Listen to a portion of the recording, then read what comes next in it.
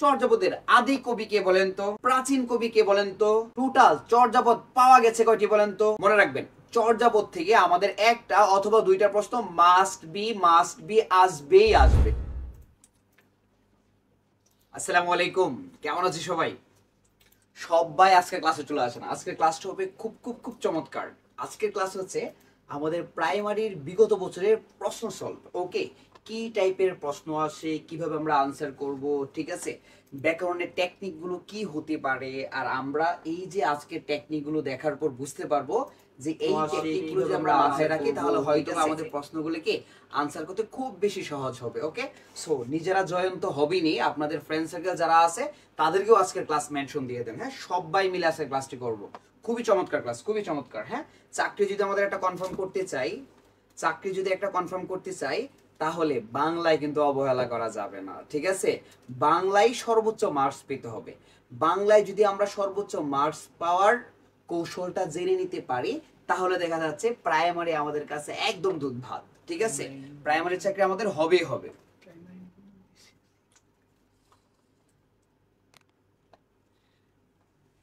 ওকে, সবাই জয়েন হয়ে যায়। আমাদের ফ্রেন্ড সার্কেল যারা আছে তাদের একটু মেনশন দিয়ে দেই, ঠিক আছে? প্রাইমারি প্লাস নিবন্ধন সব সব হবে একসাথে। ওকে, সো যেহেতু আজকের ক্লাসটা হচ্ছে আমাদের প্রশ্ন সলভের ক্লাস, আমি একটু বলে দিচ্ছি আমাদের ক্লাসের সিস্টেমটা কি হবে। আমাদের ক্লাসের সিস্টেম হচ্ছে যে আমরা প্রত্যেকটা কোশ্চেন দেখব, আর এই কোশ্চেন দেখে এই অনুযায়ী যে আর কি কোশ্চেন হতে পারে অথবা এই কোশ্চেনটা কোন টেকনিকে আমরা সহজভাবে সলিউশন করতে পারবো, টোটাল জিনিসটাকে আমরা আজকের ক্লাসে দেখব। ওকে, আচ্ছা, অলরেডি অনেকে জয়েন হয়ে গিয়েছি। বাহ বাহ, থ্যাংক ইউ সো মাচ সবাইকে।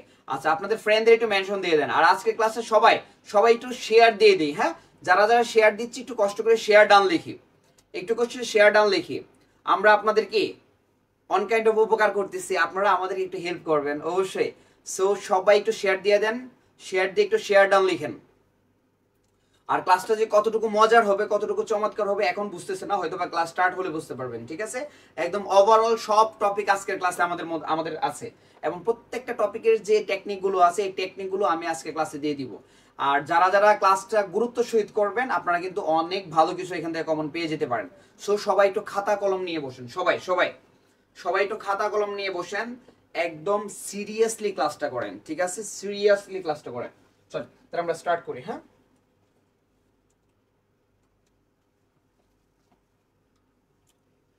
আমাদের 1 নাম্বার কোশ্চেন আগে দেখেন, প্রাথমিক সহকারী শিক্ষক নিয়োগ 8/12/2023, তার মানে 2023 সালের প্রশ্ন। প্রশ্নটা কি ছিল বলেন তো? জেলে ভাই ধরে মাছ মেঘের ছায়ায়, জেলে ভাই ধরে মাছ মেঘের ছায়ায়, চরণটিতে জেলে কোন কারকে কোন বিভক্তি, জেলে কোন কারকে কোন বিভক্তি, কোন কারকে কোন বিভক্তি। তার মানে আমরা এই প্রশ্নটা দেখার পর বুঝতে পেরেছি যে কারক বিভক্তি থেকে আমাদের একটা প্রশ্ন কি আসে, ইভেন একটা না দুইটা তিনটা প্রশ্ন কি মাঝে মাঝে চলে আসে, ঠিক আছে? আচ্ছা, তাহলে জেলে ভাই ধরে মাছ, কে ধরে মাছ? জেলে ভাই ধরে মাছ। তাহলে কে দ্বারা প্রশ্ন করতেছে, কে বা কারা দ্বারা প্রশ্ন করলে যে আনসার পাবো চিন্তা ছাড়াই সেটা কি কর্তৃকারক। কি হবে বলেন তো? কর্তৃকারক, ঠিক আছে? আবার বলতেছি, কে বা কারা দ্বারা যদি প্রশ্ন করে আমরা যে আনসার পাবো চিন্তা ছাড়াই সেটা কোন কারক বলেন তো? কর্তৃকারক। কোন কারক? কর্তৃকারক। ওকে, তারপর দেখেন 2 নম্বরের আনসারটা আপনারা দেন। নিচের কোন বানানটি শুদ্ধ? নিশিথিনী, নিশিথিনী, নিশিথিনী, নিশিথিনী, ঠিক আছে? সবাই একটু এটার আনসার কোনটা হবে, 1 নাকি 2 নাকি 3 নাকি 4? অবশ্যই 2 লিখে অপশনটা লিখে আমাকে কমেন্ট দেখান। সবাই সবাই 2 লিখে তারপর কমেন্ট লেখেন নিশিথিনী কোন বানানটা রাইট। এবং এটার একটা চমৎকার টেকনিক আছে, টেকনিক আমি দিয়ে দিব এখন, ঠিক আছে? নিশিথিনী কোন বানানটা রাইট সবাই একটু কি কমেন্ট করি, সবাই একটু কমেন্ট করি। বাহ, 2 এর 3 3 3, এই 4 অনেকে আনসার দিতেছেন না, 3 হবে answer, 3 3, very good very good. যারা 3 দিচ্ছেন সবাইকে অসংখ্য ধন্যবাদ, যারা যারা 3 দিচ্ছেন সবাইকে অসংখ্য ধন্যবাদ। ওকে, এই যে বানানের এই রুলসটা কি বলেন তো? রুলসটা হচ্ছে, মনোযোগ দেন, আজকে শিখাই দিব, জীবন আর কখনো ভুলবেন না। রুলসটা হচ্ছে 1 2 1 2, ঠিক আছে? তাহলে এই বানানে কি হবে বলেন তো? 1 2 1 2। তাহলে 1 দিয়ে বোঝায় রস্বই, 2 দিয়ে বোঝায় দীর্ঘই, আবার 1 দিয়ে বোঝায় রস্যই, 2 দিয়ে বোঝায় দীর্ঘই। ঠিক আছে, তাহলে আমরা কিভাবে মনে রাখবো বলেন তো? 1 2 1 2 রস্যই দীর্ঘই রস্যই দীর্ঘই। তাহলে নিশিদিনী কিভাবে মনে রাখবো? 1 2 1 2 রস্যই দীর্ঘই রস্যই দীর্ঘই। ক্লিয়ার? মনে কি থাকবে? তাহলে কি 1 2 1 2 আছে, এটাতে 1 আছে 2 আছে, কিন্তু 1 1, তার মানে এটা ভুল। 1 1 2 2 1 1 2 2 1, তার মানে কি এটাও ভুল। দেখেন 1, তারপর কি 2 1, তারপর 2, তার মানে কি आंसर কোনটা রাইট? 2 এর 3। आंसर কোনটা রাইট? 2 এর 3। তারপর কি 1 1 2 2, তার মানে কি এটাও ভুল। তার মানে নিশিথিনী বানানটা যদি নেক্সট টাইম আসে আমাদের কি আর ভুল হবে? কখনোই যেন না হয়। ঠিক আছে, 1 2 1 2 মনে রাখবো কিভাবে? 1 2 1 2।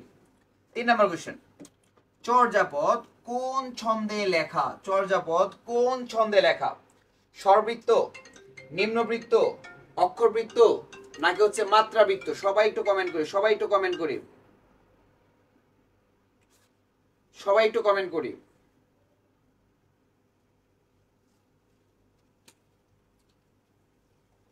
বাহ বাহ, 3 এর ডি, 3 এর ডি, হ্যাঁ 3 লিখে ডি লিখলে হবে, শব্দ না লিখলে হবে। ঠিক আছে, মাত্রাবৃত্ত জানি না, জানতে হবে, কারণ আমাদের কি জব নিশ্চিত করতে হবে, প্রাইমারি জব, নিবন্ধনের জব কিন্তু নিশ্চিত করতে হবে। ঠিক আছে, আচ্ছা 3 এর কথা হবে বলুন তো? স্বরবৃত্ত, নিম্নবৃত্ত, অক্ষরবৃত্ত, নাকি মাত্রাবৃত্ত?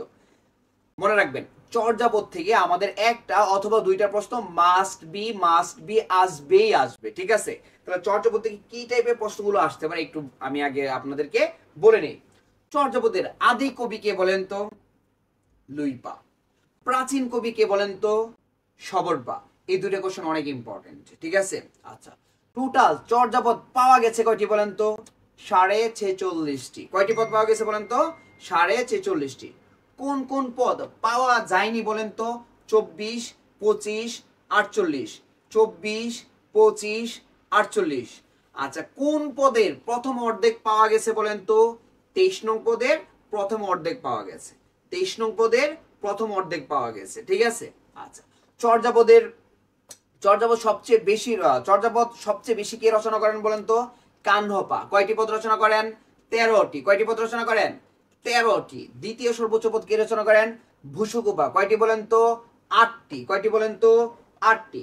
চর্যাপদের একমাত্র মহিলা কবি কে বলেন তো? কুক্কুরিপা। একমাত্র মহিলা কবি কে? কুক্কুরিপা। ঠিক আছে, আচ্ছা চর্যাপদ কারা রচনা করেছেন? এই কোশ্চেনটা অনেকবার আমাদের পরীক্ষায় আসছে। চর্যাপদ কারা রচনা করেছেন? বৌদ্ধ সহজিয়াগণ। চর্যাপদ কারা রচনা করেছেন? বৌদ্ধ সহজিয়াগণ। তার মানে বৌদ্ধ ধর্ম নিয়ে যারা কি করতো, গবেষণা করতো, তারা কি করছে? চর্যাপদ লিখেছে। চর্যাপদ আবিষ্কার করা হয় কত সালে? 1907 সালে।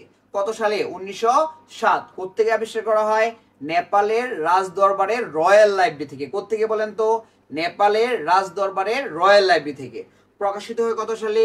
1916 সালে। কত সালে? 1916 সালে। টোটাল পদকর্তা কতজন আমাদের? 23 অথবা মতান্তরে 24 জন। 23 মতান্তরে 24 জন। পরীক্ষার হলে যদি 23 অপশনও থাকে, 24 অপশনও থাকে, তাহলে আমরা কোনটা আনসার নিব? 23 জন। কোনটা আনসার নিব বলেন তো? 23 জন। ওকে, মনে থাকবে? আচ্ছা টোটাল পদ কয়টা? 50 অথবা 51টি। যদি পরীক্ষার হলে দুইটাই অপশন থাকে, তাহলে আমরা কোনটা আনসার নিব? 50টি। কোনটা আনসার নিব? 50টি। কার মতে? ডক্টর সুকুমার সেনের মতে। তাহলে চর্যাপদে আবার প্রবাদ বাক্য আছে 6টি। কয়টি প্রবাদ বাক্য চর্যাপদে? 6টি। ক্লিয়ার? কোন আমলে রচিত? পাল আমলে রচিত। দেখেন একটা কোশ্চেন থেকে চর্যাপদ টোটালটা আপনাদেরকে বলে দিচ্ছি। আপনারা কি বুঝতে পেরেছেন? যদি সবাই বুঝতে পারি তাহলে সবাই একবার করে কমেন্টে ইয়েস লিখে, কমেন্টে ইয়েস লিখে।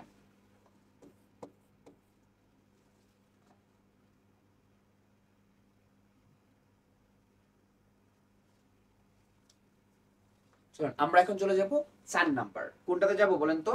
4 নাম্বার কোশ্চেন। ওকে, আচ্ছা সবাই একটু আনসার করবেন আগে, হ্যাঁ আগে কমেন্ট করবেন, তারপর আমি বুঝিয়ে দিব। কোনটি মৌলিক শব্দ?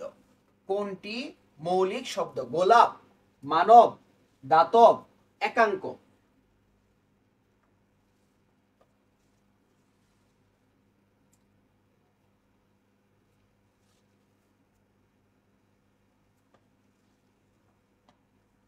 সবাই চার লিখে আনসার করেন, সবাই চার লিখে আনসার করেন। আবারও বলতেছি, আজকের ক্লাসটা একটু শেয়ার দিয়ে নিজের টাইম লাইনে রাখেন। যে কোনো মুহূর্তে আপনি কি করতে পারবেন, দেখে নিতে পারবেন। যে কোনো মুহূর্তে আপনি কি করতে পারবেন, দেখে নিতে পারবেন।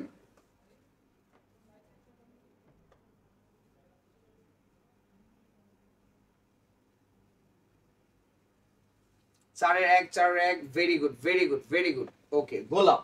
আচ্ছা, কেন গোলাপ আনসার হবে? দেখেন, মৌলিক শব্দ জিনিসটা কি আজকে শিখিয়ে দিচ্ছি, আর কখনো ভুল হবে না। মৌলিক শব্দ হচ্ছে যে শব্দকে ভাঙা যায় না তাকে মৌলিক শব্দ বলে। আমরা যদি একটু আগ থেকে শব্দের গঠনটা চিন্তা করি, তাহলে আমাকে একটু বলেন তো, অর্থ অনুসারে শব্দ কত প্রকার? অর্থ অনুসারে শব্দ কত প্রকার? যেটা আমরা প্রায়শই ভুল করে থাকি। অর্থ অনুসারে শব্দ কত প্রকার? তারপর একটু বলবেন গঠন অনুসারে শব্দ কত প্রকার? গঠন অনুসারে শব্দ কত প্রকার? আচ্ছা, কেউ লিখতেছেন 3, কেউ লিখতেছেন 5, কেউ লিখতেছেন 4। আমাকে কি অপশন দিচ্ছেন আপনারা? আচ্ছা, যাই হোক, বলেন গঠন অনুসারে শব্দ কয় প্রকার? গঠন অনুসারে শব্দ কয় প্রকার? আচ্ছা, এইটা আমাদের কি হয়ে যায় বলেন তো, ভুল হয়ে যায়। বাট আমি এখন আপনাদেরকে এমন একটা টেকনিক দেখাবো, যেই টেকনিক জাস্ট 1 মিনিটের টেকনিক, আপনি চাইলেও আর কখনো ভুলতে পারবেন না। জাস্ট একটু মনোযোগ দেন। 1 মিনিটের টেকনিক, আপনি চাইলেও কি করতে পারবেন না, আর ভুলতে পারবেন না। ঠিক আছে, টেকনিকটা কি? গোদু। তাহলে গঠন অনুসারে কত প্রকার? 2 প্রকার। গঠন অনুসারে কত প্রকার? 2 প্রকার। অতি, অতি দিয়ে কি বোঝায়? অর্থ অনুসারে কত প্রকার? 3 প্রকার। অর্থ অনুসারে কত প্রকার? 3 প্রকার। ওকে, 3 প্রকার। অর্থ অনুসারে কত প্রকার? 3 প্রকার। তারপর আছে উপা। কি বলেন তো উপা? তাহলে উপা দিয়ে কি বোঝায়? উৎপত্তি অনুসারে কত প্রকার? 5 প্রকার। উৎপত্তি অনুসারে কত প্রকার?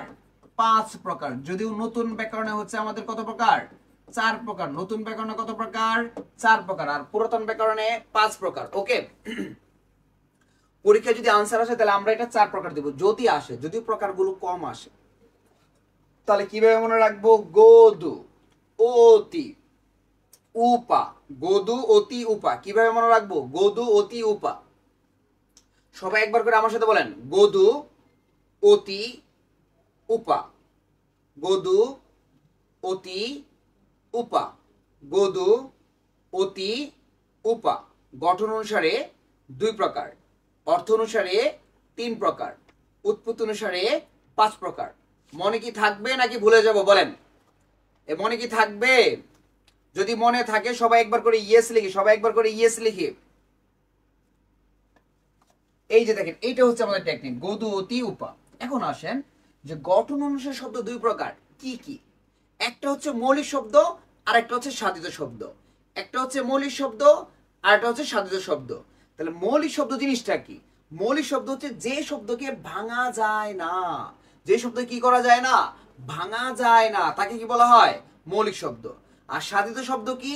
যে শব্দকে ভাঙা যায় অথবা বিশ্লেষণ করা যায় তাকে কি বলা হয়? সাধিত শব্দ। যেমন সন্ধি সাধিত শব্দ, সাধিত শব্দ, ভাঙা যায়। বিদ্যালয়, বিদ্যাযোগালয়। হিমাচল, হিমযোগ অচল। শিরচ্ছেদ, শির বিসর্গ ছেদ, ভাঙা যায়। ঠিক আছে, কিন্তু মৌলিক শব্দ ভাঙা যাবে না। যেমন হাত শব্দটা কি ভাঙা যায় বলেন তো? না। চাঁদ শব্দটা কি ভাঙা যায় বলেন তো? না। যদি বলা হয় নাক শব্দটা কি ভাঙা যায় বলেন তো? না। লিখলাম গোলাপ শব্দটা কি ভাঙা যায় বলেন তো? না, ভাঙা যায় না। এগুলো একদম ক্লাসে আমরা কি করি? মুখস্থ করা দিই, আত্মস্থ করায় দিই। এই প্রশ্নগুলো যদি পরীক্ষায় আসে কখনোই ভুল হবে না। কেন? কারণ এগুলো আমরা নোট করায় দিই, একদম ভালো করে নোট করিয়ে দিই। ঠিক আছে, আচ্ছা। যদি বলি চূড়ামি, তাহলে এই শব্দটা কি করা যায় বলেন তো? ভাঙা যায়। চোর যোগ আমি।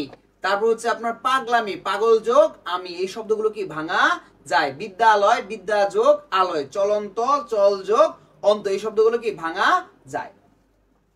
তাহলে এটার আনসার কি হবে? গোলাপ। গোলাপ। ঠিক আছে, এটা ভাঙা যায় না। এখন যদি বলেন ভাইয়া মানব কি ভাঙা যায়? হ্যাঁ যায়। কিভাবে যায়?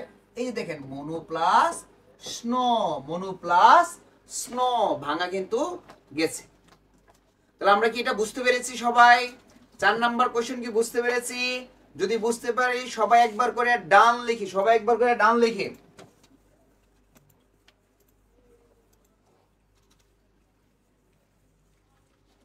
5 নাম্বার দেখেন, সন্ধি থেকে আসছে। 5 নাম্বার কোথা থেকে আসছে বলেন তো? সন্ধি থেকে আসছে। This is very very important topic হচ্ছে সন্ধি। আমাদের প্রাইমারিতে সন্ধি থেকে একটা প্রশ্ন অথবা দুইটা প্রশ্ন মাস্ট বি আসে। তার মানে এই টপিকটা আমাদের খুব খুব বেশি গুরুত্ব দিতে হবে, ঠিক আছে? দেখেন সন্ধি বিচ্ছেদ, বাগাড়ম্বর, বাগাড়ম্বর তাহলে কি হবে? বাগ প্লাস আড়ম্বর, বাগ প্লাস অম্বর, বাগ প্লাস অম্বর, নাকি বাগ প্লাস আড়ম্বর? কোনটা আনসার হবে? 5 লিখে আনসার দেন, 5 লিখে আনসার দেন, সবাই একটু 5 লিখে আনসার দেন।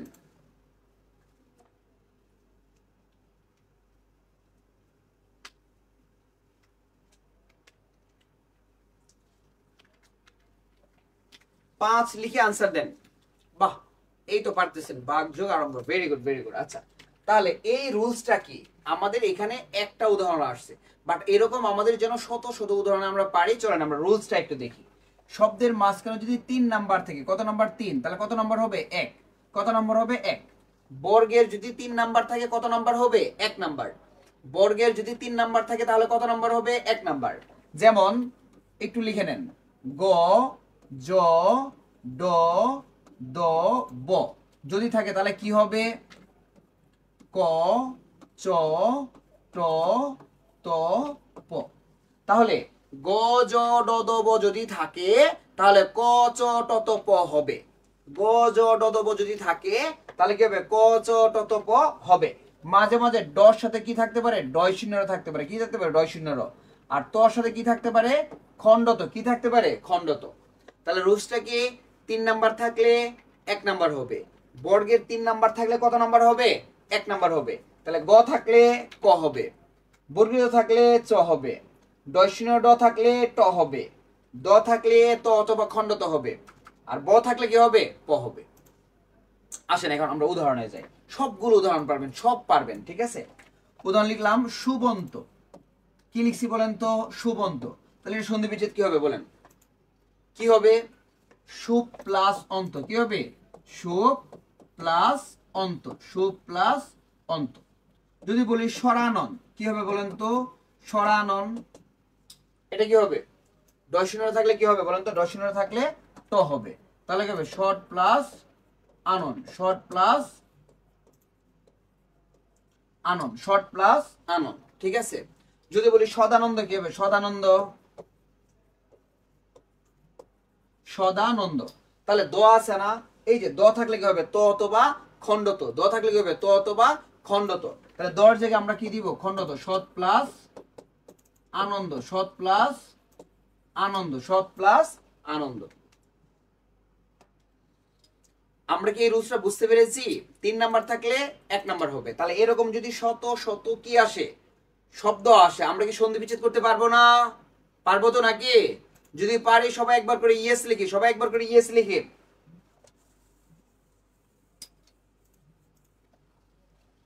তাহলে বাগাড়ম্বর, যেহেতু গড় জায়গায় আমরা কি দিব? ক, বাক।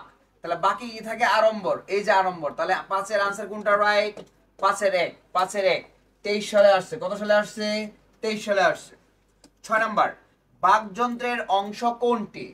23 সালে আসছে। ষড়যন্ত্র, ফুসফুস, দাঁত, সবকটি। বলেন।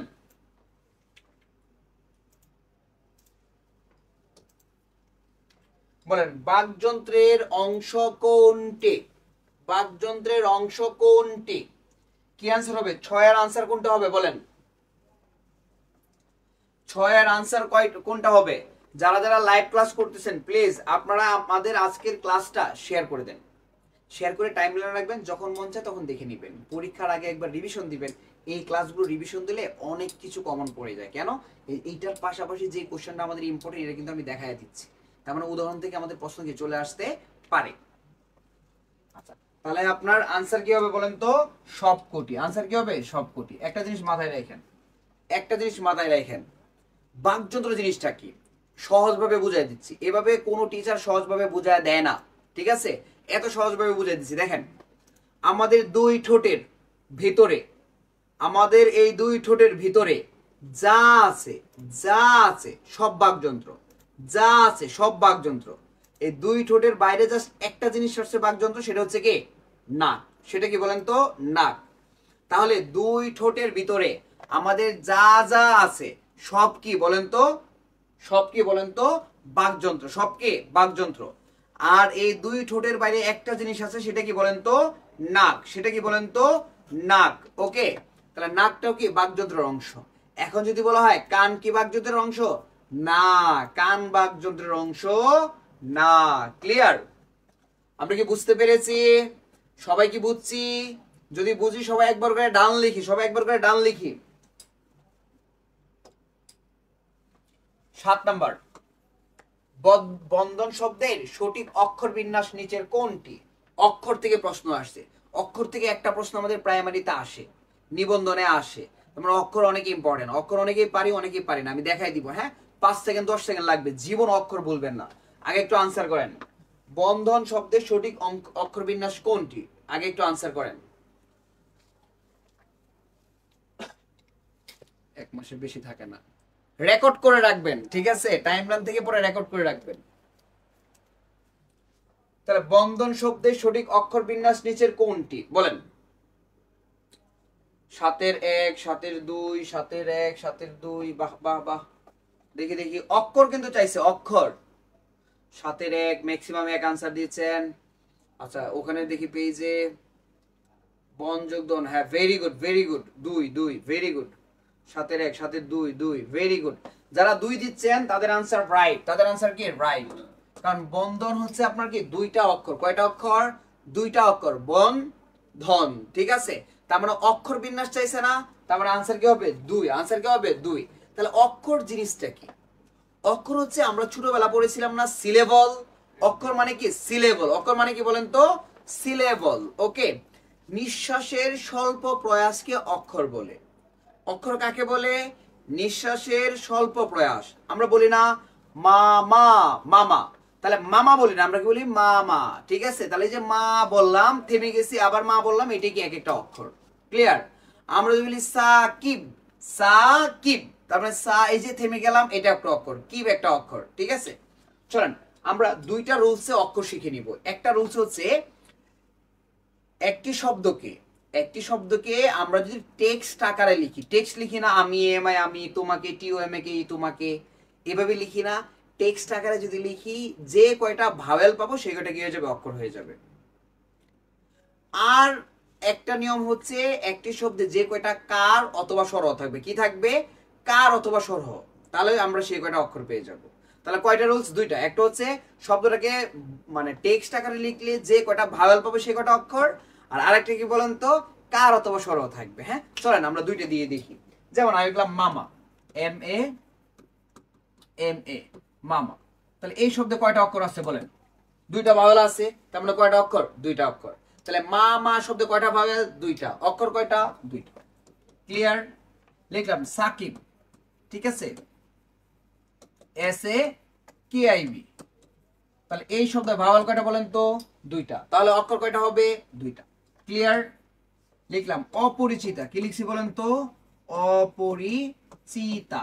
ওকে, ও পো রি চি তা। তাহলে ও একটা, ও একটা, আ একটা, আ একটা, এ একটা, তাহলে কয়টা হলো? 5টা। কয়টা হলো? 5টা। তার মানে যে কয়টা ভাওয়েল থাকবে সেই কয়টা অক্ষর হয়ে যাবে। ক্লিয়ার আমরা এই পর্যন্ত? ওকে। আচ্ছা, এখন অক্ষর হচ্ছে দুই প্রকার, একটা হচ্ছে মুক্তাক্ষর আর একটা হচ্ছে বদ্যাক্ষর। মুক্তাক্ষর জিনিসটা কি? মুক্তাক্ষর হচ্ছে টানা যায়, লাস্ট বর্ণটাকে টানা যায়। আর বদ্যাক্ষর কি? লাস্ট বর্ণ টানা যায় না। পরীক্ষার হলে গেলেন, ভুলে গেছেন, তাহলে কেমনে মনে রাখবেন? ছেলেদের নাম হচ্ছে কি? বদ্যাক্ষর, আর মেয়েদের নাম কি? মুক্তাক্ষর। আবার বলতেছি, মেয়েদের নাম হচ্ছে মুক্তাক্ষর আর ছেলেদের নাম কি? বদ্যাক্ষর। মেয়েদের নামের শেষে কি থাকে? আকার থাকে, রস্বইকার থাকে, দীর্ঘার থাকে। আর ছেলেদের নামের শেষে কি থাকে? এগুলো ম্যাক্সিমামই থাকে না। যেমন আমার নাম মিজান, ঠিক আছে? এই যে আমরা কিন্তু থেমে গেছি, মিজান, তার মানে কি লাস্ট বর্ণে কি কিছু আছে? না, এই যে আমরা থেমে গেছি, ঠিক আছে? তার মানে এটাকে বলা বদ্যাক্ষর। আর যদি বলা হয় আপনার রাহা, রাহা, তার মানে এই যে আমরা লিখলাম রাহা, তার মানে আকারটা কি? উচ্চারিত হয়েছে, টানা যায়। তাহলে টানা গেলে মুক্তাক্ষর, লাস্ট বর্ণটা টানা না গেলে বদ্যাক্ষর। মনে কি থাকবে? আচ্ছা, আরেকটা প্রশ্ন আসে, নিম্নের কোনটি একাক্ষর শব্দ? কি প্রশ্ন আসে বলেন তো? নিম্নের কোনটি একাক্ষর শব্দ? হ্যাঁ, তাহলে একাক্ষর জিনিসটা কি? শব্দে একটা অক্ষর থাকবে। কয়টা অক্ষর থাকবে? একটা। যেমন আমি লিখলাম ভাই, কি লিখলাম বলেন তো? ভাই, ঠিক আছে? তাহলে BHAI, ভাই। তাহলে এখানে ভাওয়েল কয়টা? দুইটা। তাহলে রুলসটা হচ্ছে দুটি ভাওয়েল যদি একসাথে থাকে তাহলে আমরা অক্ষর একটা ধরবো। দুটি ভাওয়েল যদি একসাথে থাকে তাহলে অক্ষর কয়টা ধরবো? একটা ধরবো। আমি লিখলাম আপনার বউ, কি লিখলাম বলেন তো? বউ। তাহলে কি হবে? BOU। ভাওয়েল কয়টা? দুইটা একসাথে, তাহলে অক্ষর কয়টা হবে? একটা। তার মানে এক অক্ষর শব্দ বউ, এক অক্ষর শব্দ ভাই। এখন ক্লিয়ার? সবাই কি বুঝতে পেরেছে? যদি বুঝতে পারি সবাই একবার করে ডান লিখি, সবাই একবার করে ডান লিখি।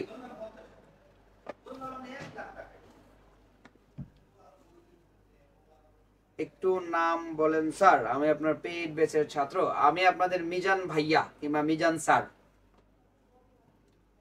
ডান। যারা যারা বুঝতে পারছি সবাই একবার করে ডান লিখি, সবাই একবার করে ডান লিখি। ওকে, এরপর দেখেন 8 নাম্বার। অক্ষর থেকে যদি প্রশ্ন আসে আমাদের কি আর আটকাতে পারবে? আটকাতে পারবে? আর আটকানোর সুযোগ নাই। অক্ষর থেকে প্রশ্ন আসলে আমাদের আটকানোর সুযোগ নাই। 8 নাম্বার, কোন কবির মাও একজন কবি ছিলেন? এটা আমরা সবাই জানি, এটা আমরা সবাই জানি, ঠিক আছে? কোন কবির মাও একজন কি ছিলেন? কবি ছিলেন। বলেন তো দেখি।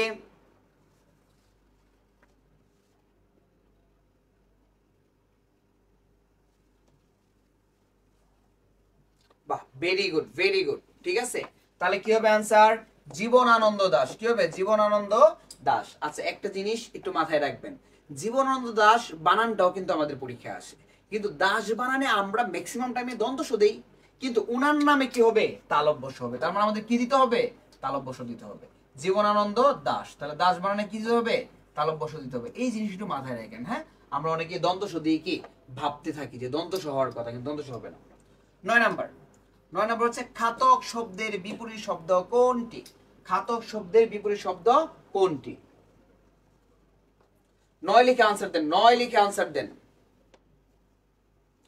9 লিখে আনসার দেন। খাতক শব্দের বিপরীত শব্দ কোনটি? বাহ বাহ, ভেরি গুড। খাতক মানে কি? মহাজন। খাতক মানে কি? মহাজন। তাহলে এটা কোথা থেকে আসছে? বিরোচন থেকে আসছে। বিরোচনে আমাদের সবচেয়ে ইম্পর্টেন্ট, এক কথায় প্রকাশ। এখান থেকে আপনারা প্রশ্ন পাবেন পাবেন পাবেনই, ঠিক আছে? ভালো করে মন দিয়ে পড়বেন, ওকে? আর আমাদের টার্গেট পয়েন্টে লেকচার শিট যাদের কাছে আছে অথবা টার্নিং পয়েন্টে লেকচার শিট যাদের কাছে আছে, আমাদের লেকচার শিটে খুব চমৎকার ভাবে বিরোচন দেওয়া আছে। চাইলে এগুলো আপনারা কি করতে পারেন? পড়ে নিতে পারেন। আর এগুলো পড়লে কনফার্ম কমন পড়ে যাবে, কনফার্ম কমন পড়ে যাবে। তারপর লিখেন বিপরীত শব্দ, কি বলেন তো? বিপরীত শব্দ। তারপর লিখেন সমার্থক শব্দ, কি বলেন তো? সমার্থক শব্দ। তারপর লিখেন হচ্ছে বাগধারা, কি বলেন তো? বাগধারা। তারপর লিখেন পারিভাষিক শব্দ, কি শব্দ? পারিভাষিক। ভাই, এই 5টা জিনিস যদি আপনি আমাদের শীট থেকে শেষ করেন, এই 5টা জিনিস, তাহলে আমি বলে দিচ্ছি আপনি 5টা প্রশ্ন খুব সহজেই কমন পেয়ে যাবেন। বাট এই 5টা জিনিস পড়ে মাথায় রাখতে হবে। অনেকেই আমরা ভাবে খালি ব্যাকরণ ব্যাকরণ ব্যাকরণ, ব্যাকরণের বাইরে কি পড়ি না বললেই চলে, কিন্তু এই 5টা জিনিস আপনার পড়তেই হবে। আপনার কি 5 নাম্বার দরকার? আপনার কি 5 নাম্বার লাগবে? যদি লাগে, যদি প্রয়োজন হয়, তাহলে এই 5টা জিনিস আপনার কি করতে হবে? গুরুত্ব দিতে হবেই হবেই হবে, ঠিক আছে? গুরুত্ব না দেওয়ার কোনো অপশনই এখানে নাই। এখানে একটা জিনিস ভুলে গিয়েছিলাম বলতেছি। জীবনানন্দ দাশ, তার উপন্যাস হচ্ছে 2টা। জীবনানন্দ দাশের উপন্যাস কয়টা? 2টা। একটা কি? মাল্যবান। একটা কি বলেন তো? মাল্যবান, ঠিক আছে? আর একটা কি বলেন তো? সুতীর্থ। তার মানে 2টা হচ্ছে তার উপন্যাস। কয়টা উপন্যাস? 2টা। এই 2টা অনেক ইম্পর্টেন্ট, কারণ তার উপন্যাসই কয়টা? 2টা, ঠিক আছে? তাহলে একটা হচ্ছে মাল্যবান আর একটা কি? সুতীর্থ। বুঝছো? আচ্ছা, আরেকটা জিনিস আছে, সেটা হচ্ছে একটা তার প্রবন্ধ আছে। এই প্রবন্ধটার নাম কি বলেন তো? কবিতার কথা। প্রবন্ধটার নাম কি বলেন তো? কবিতার কথা। এই জিনিসটা আমাদের ইম্পর্টেন্ট। তাহলে জীবনানন্দ দাশের একটা মাত্র কি আছে? প্রবন্ধ আছে। প্রবন্ধটার নাম কি? কবিতার কথা। এখন ধরেন এটা আমাদের পরীক্ষা আসলো, আসার পর যেহেতু কবিতা লেখা আছে, আমরা ম্যাক্সিমাম কি করবো বলেন তো? কবিতায় অ্যান্সার করবো। কিন্তু না ভাই, এটা কবিতা হবে না, এটা কি হবে বলেন তো? প্রবন্ধ। কবিতার কথা কি হবে? প্রবন্ধ। তাহলে আমরা কি বুঝতে পেরেছি এটা? সবাই একটু বলেন তো বুঝতে পারছি কিনা? যদি বুঝতে পারি সবাই একবার করে ডান লিখি, সবাই একবার করে ডান লিখি। চলে যাব 10 নাম্বার। মুষলধারে বৃষ্টি পড়ছে। এখানে বৃষ্টি শব্দটি কোন কর্তা? ব্যতিহার কর্তা, মুখ্য কর্তা, প্রযোজক কর্তা নাকি প্রযোজ্য কর্তা? একটু সবাই সবাই একটু ফাস্ট আনসার করে ফেলি। 10 নাম্বার একটু ফাস্ট আনসার করে ফেলি।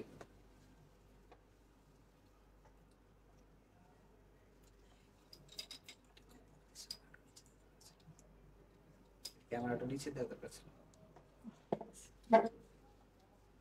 মুষলধারে বৃষ্টি পড়ছে, এখানে বৃষ্টি শব্দটি কোন কর্তা? বাহ বাহ, সবার আনসার রাইট।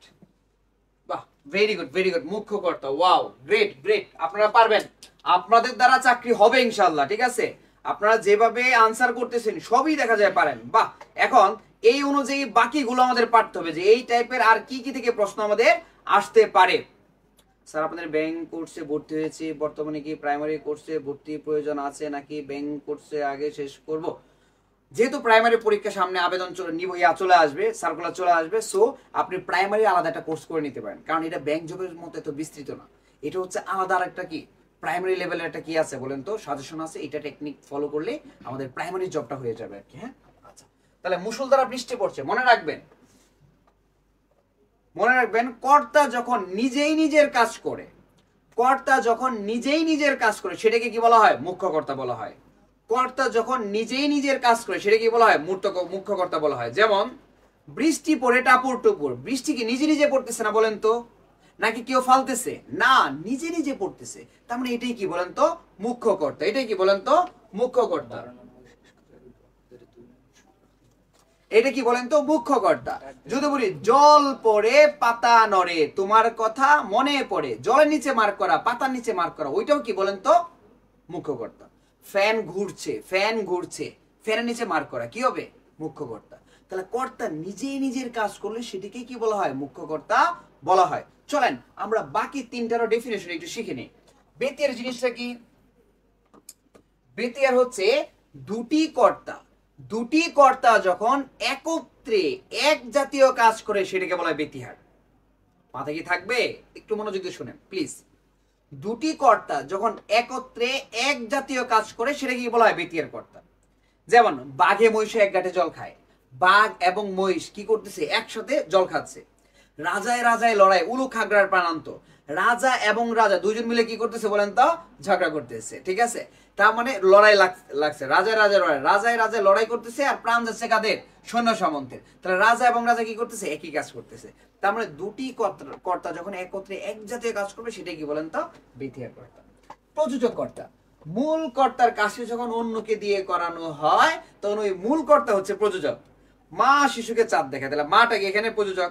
রাখাল গরুকে ঘাস খাওয়ায়, রাখাল কি বলেন তো? প্রযোজক। তার মানে রাখাল করাচ্ছে, তার মানে মূল কর্তা হচ্ছে প্রযোজক। অলওয়েজ মাথায় রাখবেন মূল কর্তা হচ্ছে প্রযোজক। ঠিক আছে, আর প্রযোজক কোনটা? যার উপর কাজটা গিয়ে পড়ে, যে কাজটা করে সে হচ্ছে প্রযোজ্য। যেমন রাখাল গরুকে ঘাস খাওয়ায়, তাহলে ঘাসটা খাচ্ছে কি? গরু, তাহলে গরু হচ্ছে কি? প্রযোজ্য। গরু কি বলেন তো? প্রযোজ্য। 10 নাম্বার কোশ্চেনটাকে আমরা বুঝতে পেরেছি? সবাই একটু বলেন বুঝতে পারছি কিনা। যদি বুঝতে পারি সবাই একবার করে ইয়েস লিখেন, সবাই একবার করে ইয়েস লিখেন। দেখেন 11 নাম্বার, নিম রাজি শব্দে নিম কোন উপসর্গ? ভেরি ইজি প্রশ্ন, ভেরি ইজি প্রশ্ন। আমরা এর চেয়ে আরো ক্লাসে ডিপ শিখাই, আমরা ক্লাসে এর চেয়েও ডিপ শিখাই। কেন? কারণ কোন টাইপের প্রশ্ন আসবে আমাদের জন্য কোনো কোয়েশ্চেন মিস না যায়, আমাদের কোনো কোয়েশ্চেন যেন আমাকে বাদ দিয়ে না যেতে পারে। ঠিক আছে, একটা টপিক পড়বেন, টপিকটা এমন ভাবে পড়বেন এই টপিক থেকে প্রাইমারিতে প্রশ্ন আসবে আর আপনার ছুঁইটা যাবে, এরকম যেন না হয়। টপিক পড়ে ক্রস চিহ্ন দিয়ে দিবেন। ঠিক আছে, যে এই টপিক থেকে আমাকে আর কেউ আটকাতে পারবে না, পরীক্ষক কোনো কোয়েশ্চেন প্রণেতা আমাকে আটকাতে পারবে না। এটা হচ্ছে পড়া, এটা হচ্ছে জেদ, এটা মনের মধ্যে আনতে হবে, না হলে জব হবে না। বুঝছেন? যে টপিকে পড়বেন ভালো করে পড়বেন, যেন এই টপিক থেকে কোনো কোয়েশ্চেন আমার ছুঁইটা না যায়। তাহলে বলেন নিম কোন উপসর্গ? তৎসম, বিদেশি, তদ্ভব নাকি বাংলা উপসর্গ? বলেন তো কোন উপসর্গ?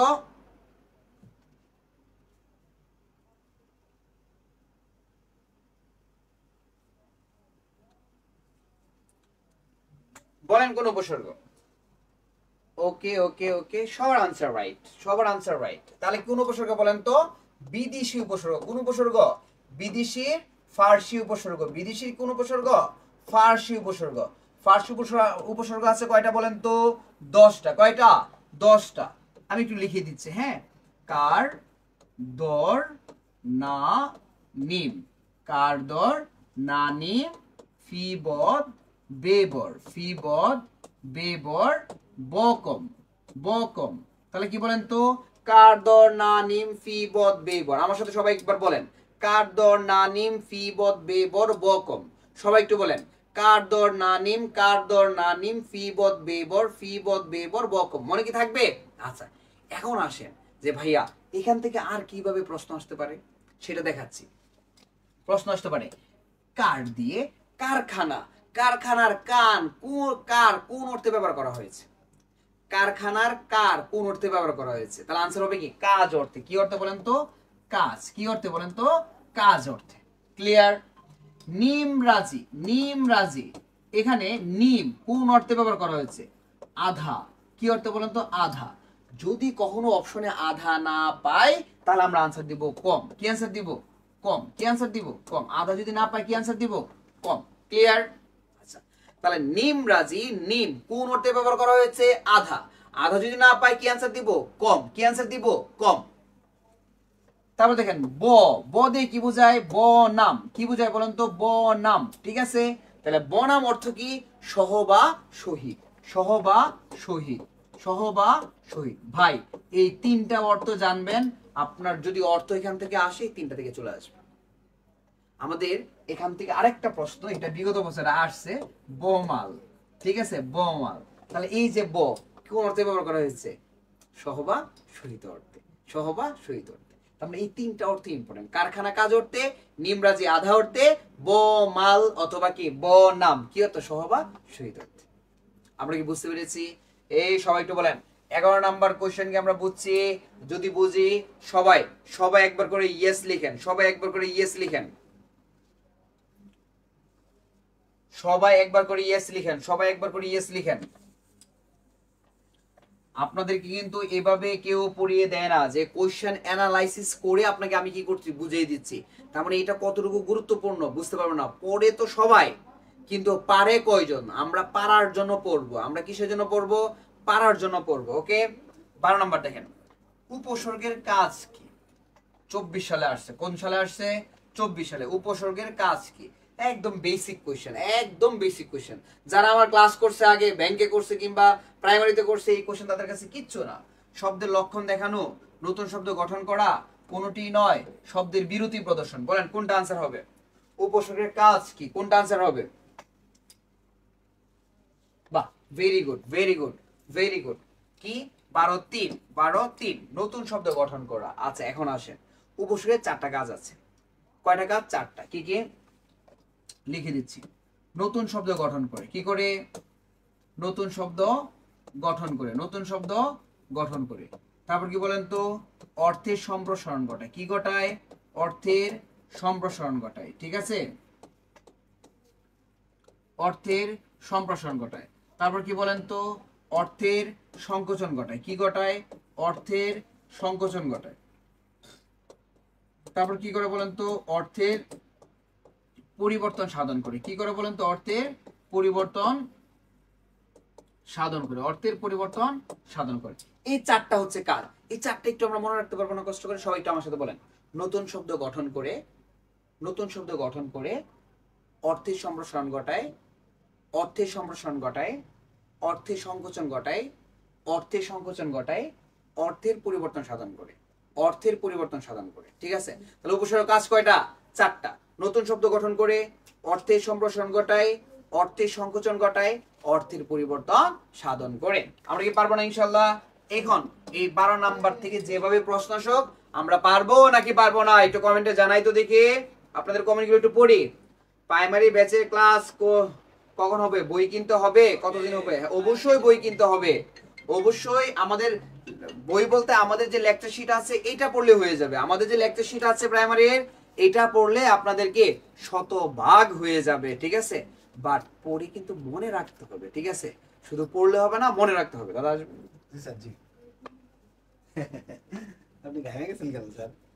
পড়াচ্ছি। ওকে, অসংখ্য ধন্যবাদ যারা এই মুহূর্তে ক্লাস করছেন। সবচেয়ে বড় কথা কি জানেন, এই যারা ধৈর্য ধরে ক্লাস করেন, বিশ্বাস করেন তাদের সবার চাকরি হবে। আবার অনেকে আছেন কি জানেন, একটু দেখতে আসেন যে স্যার কি পড়ায় একটু দেখি, একটু কি দিয়ে আবার চলে গেলেন। না, এইভাবে না, এমন ভাবে লেগে থাকতে হয়। যেমন গতকালকে আমাদের এখানে লাইব্রেরিতে 15 কেজি মিষ্টি খাওয়াইছে একটা আপু। কারণ হচ্ছে কি, তার হচ্ছে ফ্যামিলিতে কোনো গভর্নমেন্ট অফিসার নাই। তার আব্বু খুবই খুশি হয়েছে যে একজন গভর্নমেন্ট অফিসার হয়েছে আমাদের ফ্যামিলি থেকে। এই খুশিতে সে কি করছে, 15 কেজি মিষ্টি খাওয়াই ফেলছে। এখন আপনাদের মিষ্টি খাওয়াইতে হবে না, মেন হচ্ছে একটু কষ্ট করে ক্লাসগুলো করেন।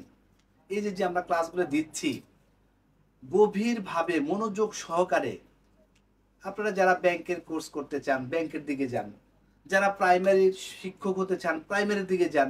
Target should be focused. Focus করতে হবে কিসে? টার্গেটকে।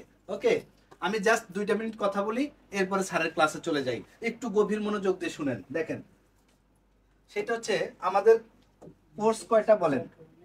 আমাদের কোর্স হচ্ছে মাত্র 2টা। কোর্স হচ্ছে 2টা। একটা হচ্ছে ব্যাংক জব। বিরক্ত হওয়া যাবে না, একটু শুনতে হবে। হ্যাঁ, ব্যাংক জব। এখন এই ব্যাংক জবে আমাদের কোর্স কি? Regular course. রেগুলার কোর্সে আপনারা কি পাবেন? 72টা ক্লাস, 72টা লেকচার শিট কুরিয়ার করে পাঠাই দিব, হার্ড কপি পাবেন। ঠিক আছে, একদম সেম অ্যাজ। আমি যদি একটু দেখাই, এটা দেখাইতে হবে কেন? কারণ অনেক ভাই বোন জানে না। এই লেকচার শিটগুলো আপনার হাতে চলে যাবে সুন্দরবন কুরিয়ারের মাধ্যমে। ঠিক আছে, এরপর দেখেন 72টা ক্লাস টেস্ট, এরপরে 25টা উইকলি এক্সাম, 4টা প্রিভিয়াস কোশ্চেন, তাহলে 101টা পরীক্ষা। এই কোর্সটা অনলাইনে হবে। প্রত্যেকটা ক্লাস কি থাকবে? রেকর্ড থাকবে। কেন? কারণ আমার প্রিয় ভাই বোনরা যেন যতবার ইচ্ছে যতদিন ইচ্ছে ক্লাসগুলো করতে পারে। আজকে লাইভ চলাকালীন আমরা চমৎকার একটা অফার দিয়েছি। আমাদের পেমেন্ট ছিল হচ্ছে 3200 টাকা। কত? 3200 টাকাতে ভর্তি হতে হবে। কিন্তু আজকে রাত 11টা পর্যন্ত যারাই টাকা পাঠাবেন সবার জন্য কত টাকা জানেন? অনেকেই যাই না গেছেন অলরেডি। মাত্র কত? 2200 টাকা। মাত্র 2200 টাকা। এই 2200 টাকায় কি করবেন? এই 2200 টাকা দিয়ে ব্যাংক জবের ক্লাস করবেন, লেকচার শিট পাবেন। এরপরে হচ্ছে জুম অ্যাপসে কিন্তু ক্লাস হবে, জুম অ্যাপসে। হ্যাঁ, তারপরে হোয়াটসঅ্যাপ গ্রুপে যুক্ত হবেন, মাস্টার গ্রুপে যুক্ত হবেন। কেন? এখানে স্পেশাল ক্লাস হয়। হোয়াটসঅ্যাপ গ্রুপ কেন? এখানে সলভ ক্লাস, যে কোনো প্রবলেমের সলভ হয় এখানে। ঠিক আছে, এরকম 3টা গ্রুপে যুক্ত হবেন। তাহলে এই 2200 টাকায় আজকে সুযোগ পাবেন যারা টাকা পাঠাবেন। ঠিক আছে, যাদের আমাদের সাথে যাদের ব্যাংক জব করার ইচ্ছা, একটু মাথায় রাখেন টার্নিং পয়েন্ট জব এই পেজটা একটু দেখেন। এখানে কারা ক্লাস নেয়, আমরা কিভাবে সার্ভিস দেই, আমাদের সাকসেস রেট কেমন, সবকিছু দেখে আপনার যদি ভালো লাগে তাহলে আজকে এই 2200 টাকায় ভর্তি হয়ে যাবেন। এরপর আসেন, চলেন 10 সেকেন্ডে আর একটা কথা বলে ফেলি। সেটা হচ্ছে প্রাইমারি।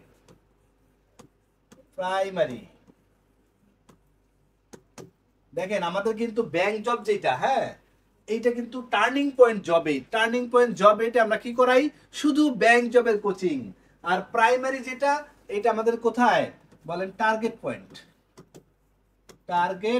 এটা আমাদের আর একটা প্রতিষ্ঠান। বোর্ড হ্যাং করতেছে, এই জন্য মুছে যাচ্ছে। ঠিক আছে, টার্গেট পয়েন্ট। এই টার্গেট পয়েন্ট আমরা প্রাইমারি কোর্স দিয়েছি। আমাদের আগে কয়েকটা বেস শেষ হয়ে গেছে, এইটা আর একটা বেস। এইটা আমরা করাবো কততে জানেন? মাত্র আগের বেসে কিন্তু আমরা নিয়েছিলাম হচ্ছে 1700 টাকা। 1700 টাকা। এই 1700 টাকা লেকচার শিট সহ। এই 1700 টাকায় হচ্ছে লেকচার শিট সহ। দেখছেন বোর্ডটা কেমনে করে? আচ্ছা, লেকচার শিট সহ। কিন্তু এখন আমরা ভর্তি নিব কততে জানেন? মাত্র 510 টাকা। 510 টাকা। 510 টাকায় প্রাইমারি কোর্স। কয়টা পর্যন্ত? প্রাইমারি কোর্স আজকে রাত 11টা পর্যন্ত প্রাইমারি কোর্স। এই যে 510 টাকায়। যদি মনে করেন 510 টাকায় কিন্তু লেকচার শিট পাবেন না, প্লিজ এটা পিডিএফ পাবেন। আর যদি মনে করেন যে না, আপনি এইখানে শিট সহ নিতে চান, তাহলে এইটার সাথে আরো যোগ হবে কয় টাকা? এটার সাথে আরো যোগ হবে, শীটের জন্য যোগ হবে হচ্ছে 600 টাকা। আবার যদি মনে করেন কেউ প্রাইমারি কোর্সে ভর্তি হবেন না, শুধু শীট নেবেন, তাহলে এই 600 টাকা দিলে শীট পেয়ে যাবেন। ওকে, দুই ভাবে ভর্তি হয়ে যাবে। 510 টাকা হচ্ছে উইদাউট শীট, শীট ব্যতীত, আর 600 টাকা হচ্ছে শীট, লেকচার শীট। এটা কুরিয়ার চার্জ সহ, আর কোনো চার্জ দিতে হবে না। তাহলে দেখেন 6 আর 5 কত, 1110 টাকা মাত্র। আগে ছিল কত, 1700 টাকা। তাহলে আজকে ভর্তি হতে পারতেছেন 1110 টাকায়। যাই হোক, আমার রিকোয়েস্ট থাকবে যারা আমাদের সাথে যুক্ত হবেন, আমাদের প্রত্যেকটা ক্লাস করবেন, আপনার খাতা থাকবে 4টা প্রাইমারিতে, ঠিক আছে? 4টা সাবজেক্ট 4টা খাতা থাকবে, সুন্দর করে নোট করে ফেলবেন, আমাদের ক্লাস বারবার রিভিশন করবেন, পরীক্ষাগুলো দিবেন। বিশ্বাস করেন আপনি ইন ফিউচারে আপনি কি টিচার। আর ব্যাংকের কোর্স যারা করবেন তাদেরকে হচ্ছে 6টা সাবজেক্ট 6টা খাতা বানাইতে হবে, ঠিক আছে? 6টা খাতা চমৎকারভাবে স্যাররা যেভাবে নোট করাই দিবে সেভাবে নোট করবেন, এবং ক্লাসগুলো কি করবেন, বারবার রিভিশন। হ্যাঁ, আচ্ছা। Mizan sir best sir, 100%। Nesaruddin Ahmed, Mizan sir আসলে অসাধারণ টিচার। এই আমাদের Mizan sir, Shubhro sir math class নিচ্ছে, স্যার কেমন, শুভ্র স্যার কেমন ক্লাস নেয়? তাহলে Shubhro sir, Mizan sir, Sumon sir, আর এক মিজান স্যার ইংলিশের, সে দুর্দান্ত টেরিফিক টিচার। তাহলে প্রত্যেকটা টিচার যদি ভালো হয়, আপনি কেন ভালো হবেন না, আপনি কেন চাকরি পাবেন না বলেন? এই জন্য আমি রিকোয়েস্ট করব আমাদের সাথে ফুল একটা কোর্স।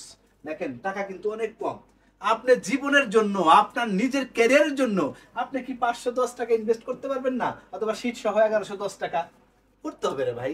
এখন দেখেন আপনাদের এই মুহূর্তে যারা ক্লাস করতেছেন, অনেকের গায়ের একটা শার্টের দাম 2000 টাকা, জানেন? সেইখানে আপনি একটা ক্যারিয়ারের জন্য 1110 টাকা, অথবা ইয়ের জন্য, ব্যাংকের জন্য 2200 টাকা, এটা ইনভেস্ট করতে হবে ভাই, বুঝছেন? এই জন্য রিকোয়েস্ট করবো আমাদের সাথে থাকেন, ইনশাল্লাহ ভালো কিছু হবে। আমরা মিজান স্যারের কাছে চলে যাচ্ছি, আমরা ক্লাস করব, এই কথা ইম্পর্টেন্ট না। ভর্তি হইলে হন, না হলে না হন, কিন্তু মিজান স্যারের যে ক্লাসটা, এটা ভেরি ভেরি ইম্পর্টেন্ট। ক্লাসটা করেন, ওকে প্লিজ স্যার।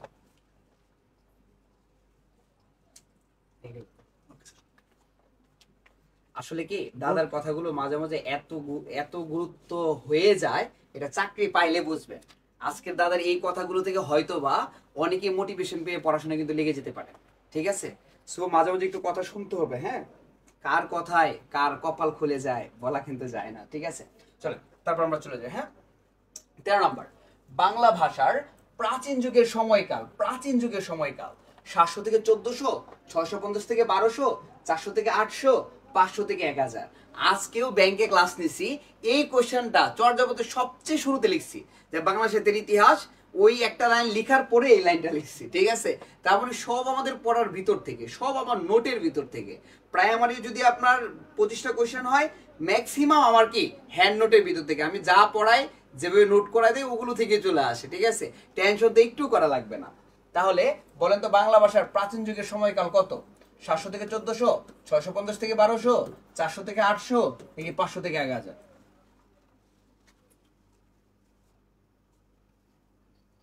সব একটু আনসার দেন। হ্যাঁ,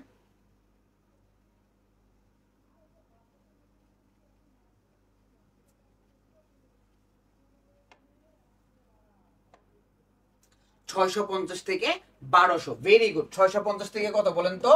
1200। ওকে, 650 থেকে 1200। এখন আসেন যে বাংলা সাহিত্যের ইতিহাসকে কয় ভাগে ভাগ করা যায়? 3 ভাগে। 1 নাম্বার কি বলেন তো? প্রাচীন যুগ। 1 নাম্বার কি? প্রাচীন যুগ। 2 নাম্বার কি? মধ্যযুগ। 3 নাম্বার কি? আধুনিক যুগ। প্রাচীন যুগ 650 থেকে 1200, মধ্যযুগ 1201 থেকে 1800, আধুনিক যুগ 1801 থেকে বর্তমান। অন্ধকার যুগ নামে একটা যুগ আছে, অন্ধকার যুগ কত থেকে কত? 1201 থেকে 1350। এই কথাগুলো কেন বলতেছি? কারণ এখান থেকে একটা প্রশ্ন আসবে। প্রশ্নটা কি? প্রশ্নটা হচ্ছে আপনার যে অন্ধকার যুগের 3টি গ্রন্থ আছে, অন্ধকার যুগের 3টি গ্রন্থ আছে। এখান থেকে আমাদের বিসিএস এ প্রশ্ন আসে, প্রাইমারিতে প্রশ্ন আসে, নিবন্ধনে প্রশ্ন আসে, তারপর কি ব্যাংক জবে প্রশ্ন আসে। জিনিসটা কি দেখেন, 3টা গ্রন্থ কি? নাম্বার 1 শূন্য পুরাণ। নাম্বার 1 কি বলেন তো? শূন্য পুরাণ। শূন্য পুরাণ কে লিখছে? রামায় পণ্ডিত। কে লিখছে বলেন তো? রামায় পণ্ডিত। বিসিএস এর প্রশ্ন, ব্যাংকেও আসবে এবং প্রাইমারিতেও আসবে। 2 নাম্বার লিখেন শেখ শুভোদয়া। শেখ শুভোদয়া কে লিখছে বলেন তো? হলায়ুদ মিশ্র। কে লিখছে? হলায়ুদ মিশ্র। হলায়ুদ মিশ্র। ওকে, 3 নাম্বার লিখেন শ্রীহর্ষ, শ্রীহর্ষ, ঠিক আছে। প্রাকৃত পৈঙ্গল, প্রাকৃত পৈঙ্গল কে লিখছে বলেন তো? শ্রীহর্ষ। প্রাকৃত পৈঙ্গল কে লিখছে? শ্রীহর্ষ। এই যে 3টা গ্রন্থ লিখলাম না, এই 3টা গ্রন্থ থেকে আপনি একটা প্রশ্ন পেয়ে যেতে পারেন। এই 3টা গ্রন্থ থেকে আপনি একটা প্রশ্ন পেয়ে যেতে পারেন, ঠিক আছে। তাহলে অন্ধকার যুগের কয়টি গ্রন্থ? 3টা। অন্ধকার যুগের কয়টি গ্রন্থ? 3টা। অন্ধকার যুগের কয়টি গ্রন্থ? 3টা। বলেন। শূন্য পুরাণ, রামায় পণ্ডিত। শূন্য পুরাণ, রামায় পণ্ডিত। শূন্য পুরাণ, রামায় পণ্ডিত। শেখ শুভোদয়া, হলায়ত মিশ্র। শেখ শুভোদয়া, হলায়ত মিশ্র। প্রাকৃত পৈঙ্গল, শ্রীহর্ষ। প্রাকৃত পৈঙ্গল, শ্রীহর্ষ। প্রাকৃত পৈঙ্গল, শ্রীহর্ষ। ওকে, এই 3টা গ্রন্থ অনেক ইম্পর্টেন্ট। আসেন এখন আরেকটা লাইন বলি যেখান থেকে প্রশ্ন আসে, যে গদ্য পদ্যময় কাব্যকে কি বলা হয়? চম্পু কাব্য। গদ্য পদ্যময় কাব্যকে কি বলা হয়? চম্পু কাব্য। এইটাও ইম্পর্টেন্ট, আসতে পারে। তাহলে অন্ধকার যুগে যে 3টা গ্রন্থ আছে এগুলো কি মিশ্রিত? গদ্য এবং পদ্য মিশ্রিত, জন্য এটা কি বলা হয়? চম্পু কাব্য। যে কোনো কোশ্চেন এখান থেকে চলে আসতে পারে, ঠিক আছে। ওকে, চলেন এরপরে 14 নম্বর কোশ্চেনটা দেখি। 14 নম্বর কোশ্চেনটা কি লিখছে? ফুল ফুটুক আর না ফুটুক আজ বসন্ত। এই উদ্ধৃতিটি কার? সুভাষ মুখোপাধ্যায়, দ্বিজেন্দ্রলাল রায়, শামসুর রহমান, কামিনী রায়। যখন বিশ্ববিদ্যালয়ে, ঢাকা বিশ্ববিদ্যালয়ে চান্স পেয়েছি তখন এগুলো স্ট্যাটাস দিতাম বসন্তের সময়। সিঙ্গেল ছিলাম তো, যে ফুল ফুটুক আর না ফুটুক আজ বসন্ত। প্রেমিকা থাকুক বা না থাকুক আজ কি বলেন তো? বসন্ত। এটা কার লেখা? খুব সহজ, এবং ম্যাক্সিমাম টাইমে আপনারাও কি করছেন? এই স্ট্যাটাস কিন্তু ফেসবুকে দিচ্ছেন। তাহলে কি হবে বলেন? ফুল ফুটুক আর না ফুটুক কার লেখা? এবং এটা অনেক সময় আমরা পরীক্ষা পেয়েছি, অনেক পরীক্ষা পেয়েছি এটা।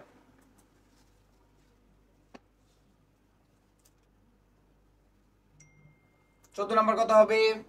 Very good, very good, very good. 14-1। তাহলে কি সুভাষ মুখোপাধ্যায় কি হবে? সুভাষ মুখোপাধ্যায়।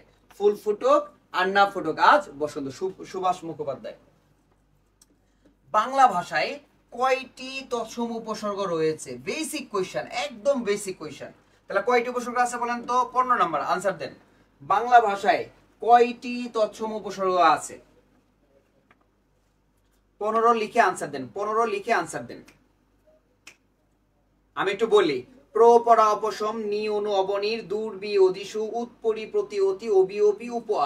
আমাদের এগুলো মুখস্থ রাখতে হবে, কারণ আমাদের এখান থেকে এই টাইপের প্রশ্ন আসে যে কোনটি তৎসম উপসর্গ, কিংবা শব্দ দেওয়া থাকতে পারে অভিসার, অভিসারের অভি কোন উপসর্গ, উদ বেলের উদ কোন উপসর্গ, তারপর হচ্ছে নিরামিষের নির কোন উপসর্গ। তার মানে এই টাইপের প্রশ্ন কি আমাদের আসতে পারে। তার মানে এই যে 20টা উপসর্গ আছে এগুলোকে আমাদের মুখস্থ করতে হবে। 15 সবার আনসার রাইট, সবার আনসার রাইট, সবার answer right. Thank you so much.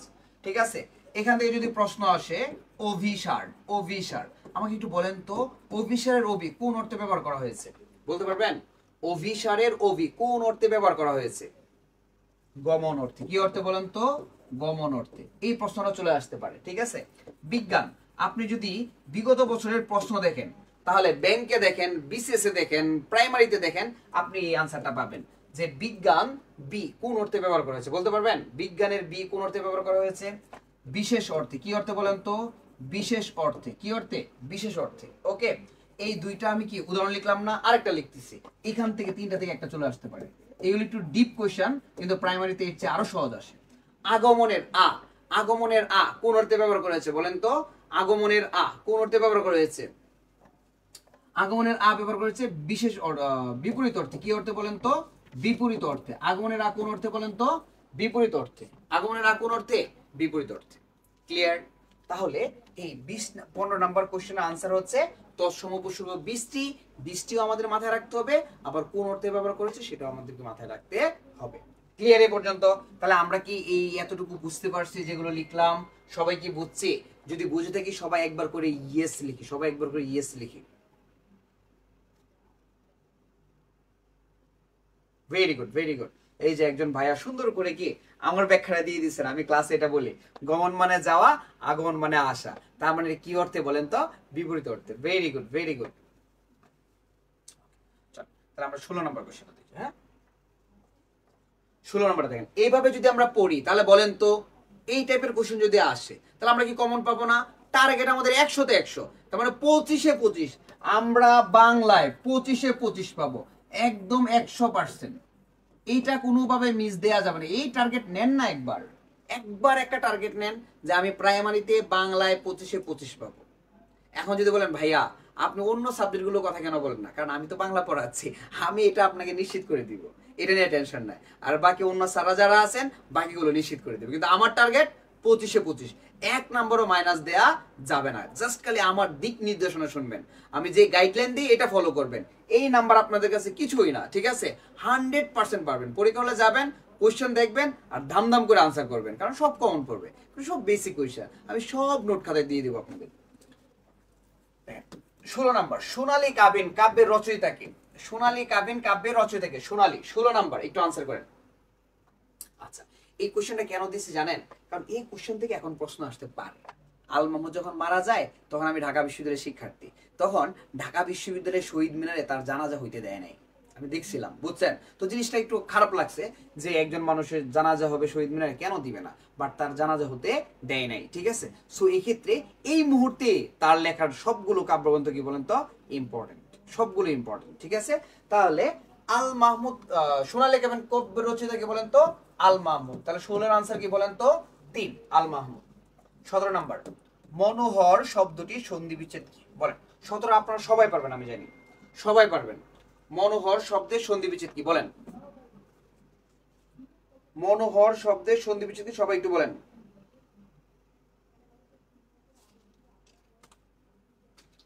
মনোহর শব্দের সন্ধি বিচ্ছেদ কি? আমি একটা রুলস পড়ায় দিব, এরপর থেকে বিসর্গ সন্ধি আপনি জীবনও ভুল করবেন না, ঠিক আছে? চাইলেও ভুল করতে পারবেন না। বাহ, সবার answer right. 17D, 17D, very good. তাহলে মনো বিসর্গ যোগ হর।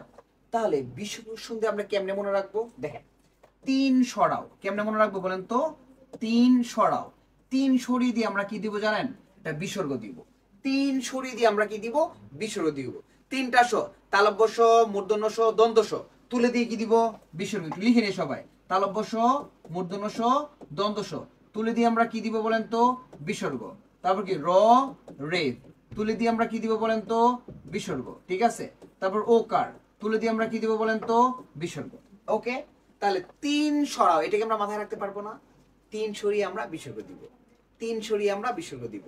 তাহলে 3 সরাও বিসর্গ, এটার মানে কি? তালব্য স, মূর্ধন্য স, দন্ত স, তুলে দিয়ে আমরা কি দিব? বিসর্গ। র, রে, তুলে দিয়ে আমরা কি দিব? বিসর্গ।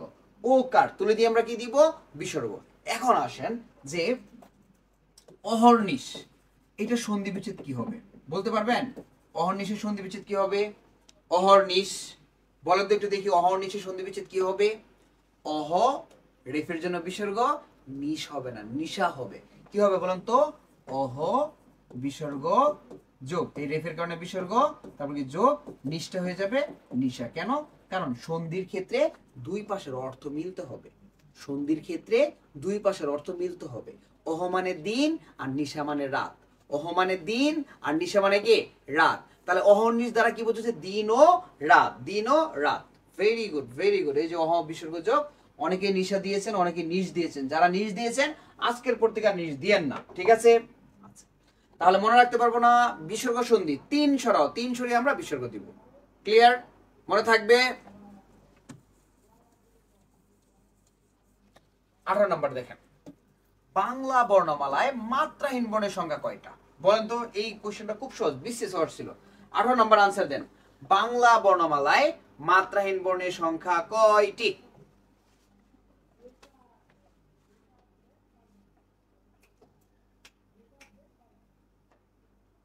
বাহ বাহ, very good, very good, very good, very good. বাহ, সবার আনসার রাইট, সবার আনসার রাইট, চমৎকার, ভালো লাগতেছে।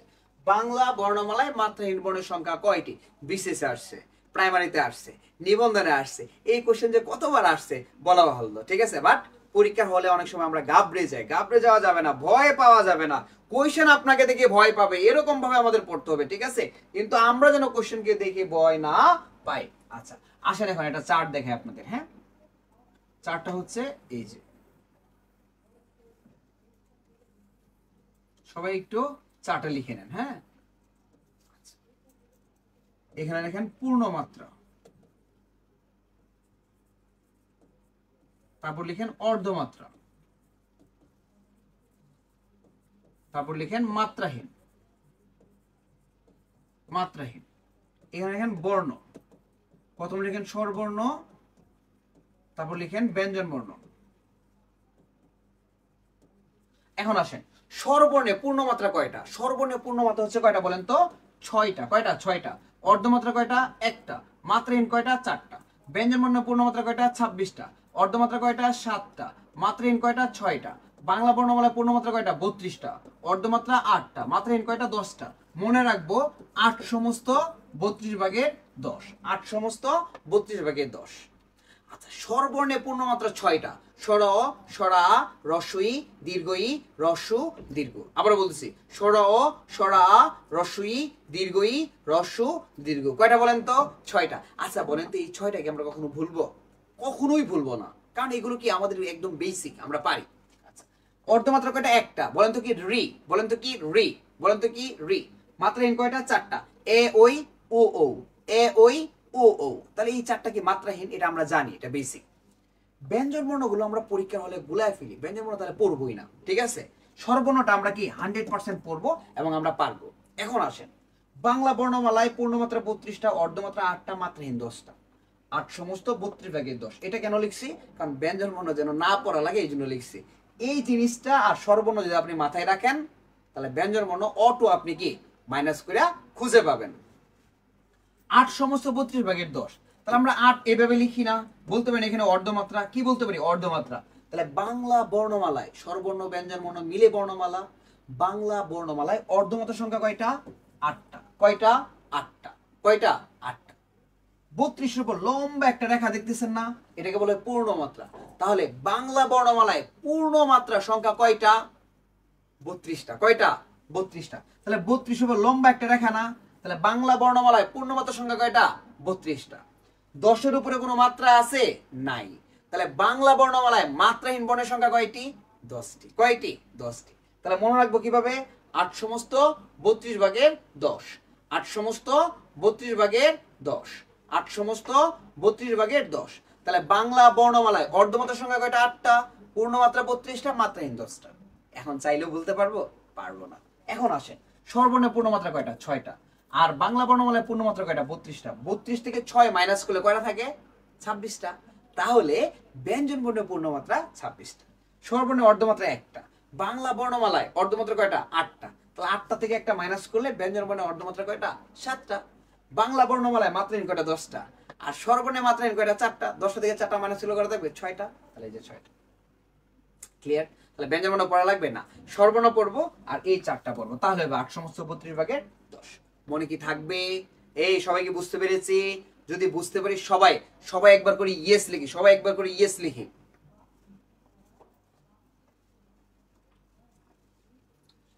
19 নম্বর দেখেন, বাবা শব্দটি কোন ভাষা থেকে আগত? তুর্কি, ফার্সি, হিন্দি, উর্দু। তুর্কি, ফার্সি, হিন্দি, উর্দু।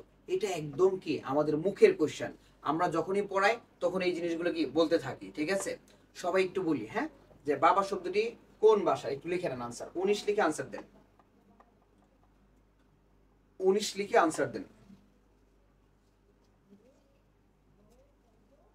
19 লিখে আনসার দেন। বাবা শব্দটি কোন ভাষা থেকে আগত? তুর্কি, ফার্সি, হিন্দি, উর্দু। বাহ, 19 19 19 19 বাহ, চমৎকার, আউটস্ট্যান্ডিং, এই তো পারতেছেন। তাহলে বাবা শব্দটি কোন ভাষা থেকে বলেন তো? তুর্কি। কোন ভাষা থেকে? তুর্কি। কোন ভাষা থেকে বলেন তো? তুর্কি। বাবা শব্দটি কোন ভাষা থেকে? তুর্কি। 20 নাম্বার, 20 নাম্বারে যাই চলেন। হ্যাঁ, 20 নাম্বার হচ্ছে স্বরঋতু কোন সমাস? স্বরঋতু কোন সমাস? বহুব্রীহি, দ্বিগু, দ্বন্দ্ব, কর্মধারয়। দ্বন্দ্ব, কর্মধারয়। এই জিনিসটা আপনাদেরকে খুব ভালো করে বুঝিয়ে দিব, ঠিক আছে? জাস্ট একটু সবাই একটু আনসার দেন, সবাই একটু আনসার দেন।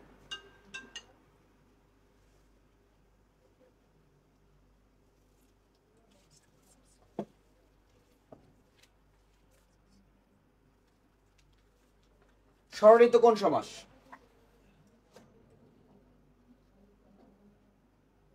Very good, very good. দ্বিগু সমাস। আচ্ছা, দ্বিগু সমাস।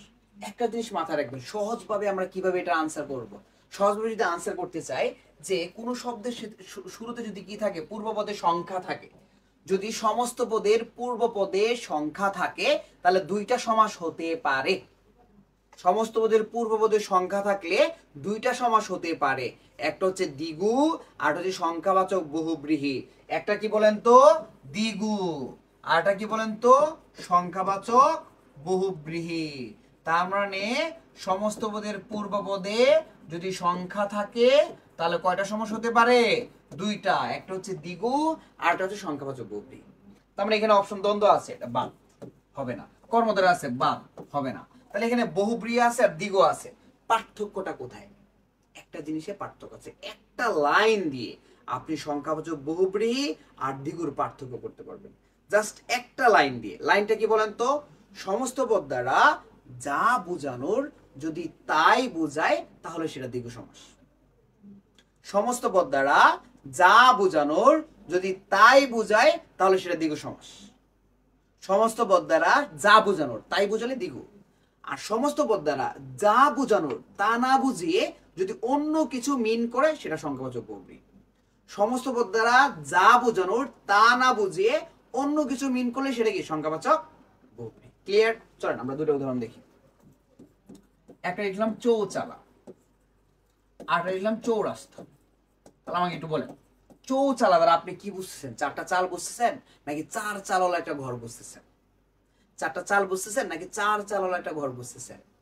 অনেকে বলবেন ভাই একটা ঘর বুঝতেছে, তারপরে বোঝানোর কথা ছিল চারটা চাল, তা কি বোঝাচ্ছে না, বোঝাচ্ছে একটি ঘর, তাহলে এটা কি সংখ্যাবাচক বহুব্রীহি। কি সংখ্যাবাচক বহুব্রীহি। চৌরাস্তা দ্বারা আপনি কয়টা রাস্তা বুঝতেছেন? চারটা, পাঁচটা নাকি ছয়টা? বলেন তো দেখি, চৌরাস্তা দ্বারা কয়টা রাস্তা বুঝতেছেন? চারটাই বুঝতেছেন, তার মানে এটা কি দ্বিগু। তাহলে এটা কি দ্বিগু, আর ওইটা কি বলেন তো সংখ্যাবাচক বহুব্রীহি। সংখ্যাবাচক বহুব্রীহি। ক্লিয়ার? বুঝতে পেরেছি? লাইনটা কি, সমস্ত পদ দ্বারা যা বোঝানোর তা বুঝালে দ্বিগু, সমস্ত পদ দ্বারা যা বোঝানোর তা না বুঝে অন্য কিছু বুঝালে সংখ্যাবাচক বহুব্রীহি। মনে কি থাকবে? এই ভাইয়া আপুরা সবার কি মনে থাকবে? 21 নাম্বার, অনুগমন শব্দের ব্যাস বাক্য নিচের কোনটি? গমনের পশ্চাৎ, গমনের অগ্র, অনুরূপ গমন, পরস্পর গমন। বলেন 21।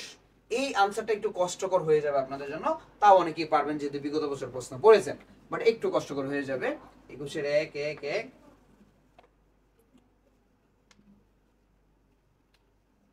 দেখি দেখি 21 কি লিখেন। এটা আমাদের অব্যয়ীভাব সমাস থেকে আসছে, অব্যয়ীভাব সমাস থেকে আসছে।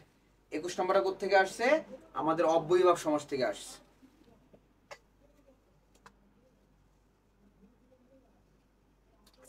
এখন আস, মনে রাখবেন এই অনু শব্দের অর্থ পশ্চাৎ। অনু শব্দের অর্থ কি বলেন তো? পশ্চাৎ। আমার যারা সমস্যার ক্লাস করেছেন অব্যয়ীভাব সমস্যা, আমি কিন্তু এই উদাহরণটা দিই। কি উদাহরণ দিই? অনুধাবন। অনুধাবন মানে কি বলেন তো? পশ্চাৎ ধাবন। কি বলেন তো? পশ্চাৎ ধাবন। ঠিক আছে। তারপর কি অনুগমন। অনুগমন, অনুগমন মানে কি বলেন তো? পশ্চাৎ গমন।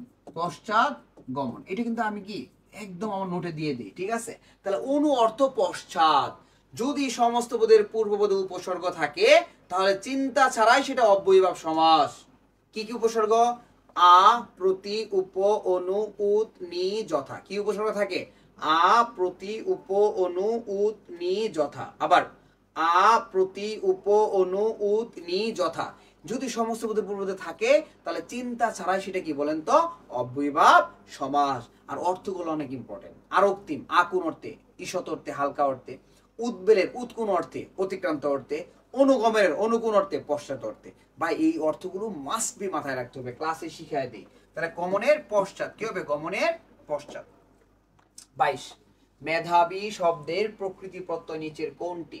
আমার ক্লাস যারা করছেন তাদের কাছে এটা ব্যাপারেই না, ব্যাপারেই না। ঠিক আছে। মেধাবী শব্দের প্রকৃতি প্রত্যয় বলেন।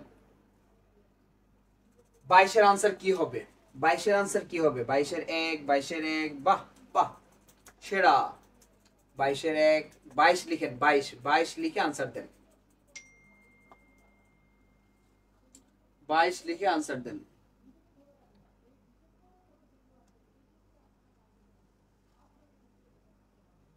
বাহ, ভেরি গুড। তাহলে কি হবে? মেধা যোগ বিন। রুলসটা কি?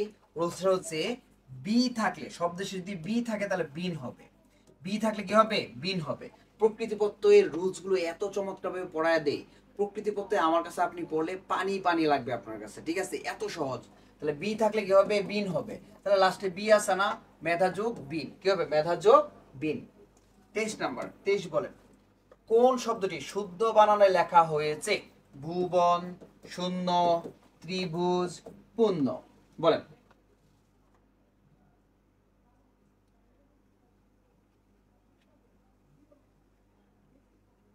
বলেন কোন শব্দটি শুদ্ধ বানানে লেখা হয়েছে? কত নাম্বার? 23। 23 লিখে আনসার করেন, 23 লিখে আনসার করেন। 23-এর 3, 23-এর 3, 23-এর 3। এবার আমি আইবিএ প্রশ্ন করব, আইবিএ প্রশ্ন করলে অনেক কঠিন দিবে ভাই, ঠিক আছে। আচ্ছা এখন আসেন, ভুবন, ভুবন বানানে কি হবে, রস্যকার, ঠিক আছে। শূন্য বানানে কি হবে, দন্ত নজফলা, কি হবে, দন্ত নজফলা। পূর্ণ বানানে কি হবে, পূর্ণ হচ্ছে কি স্বভাবতই মূর্ধন্য, স্বভাবতই মূর্ধন্য, ঠিক আছে।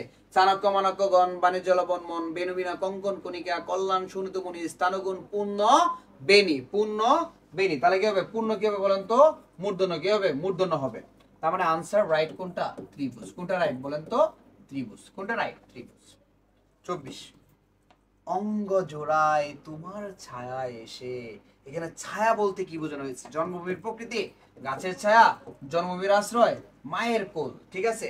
এটা আসছে আমাদের 22 সালে। কোথায়, কবে আসছে বলেন তো, 22 সালে। একটু বলেন তো 24 নাম্বার, অঙ্গ জোড়ায় তোমার ছায়া এসে, কত নাম্বার? 24 লিখে আনসার দেন, 24 লিখে আনসার দেন।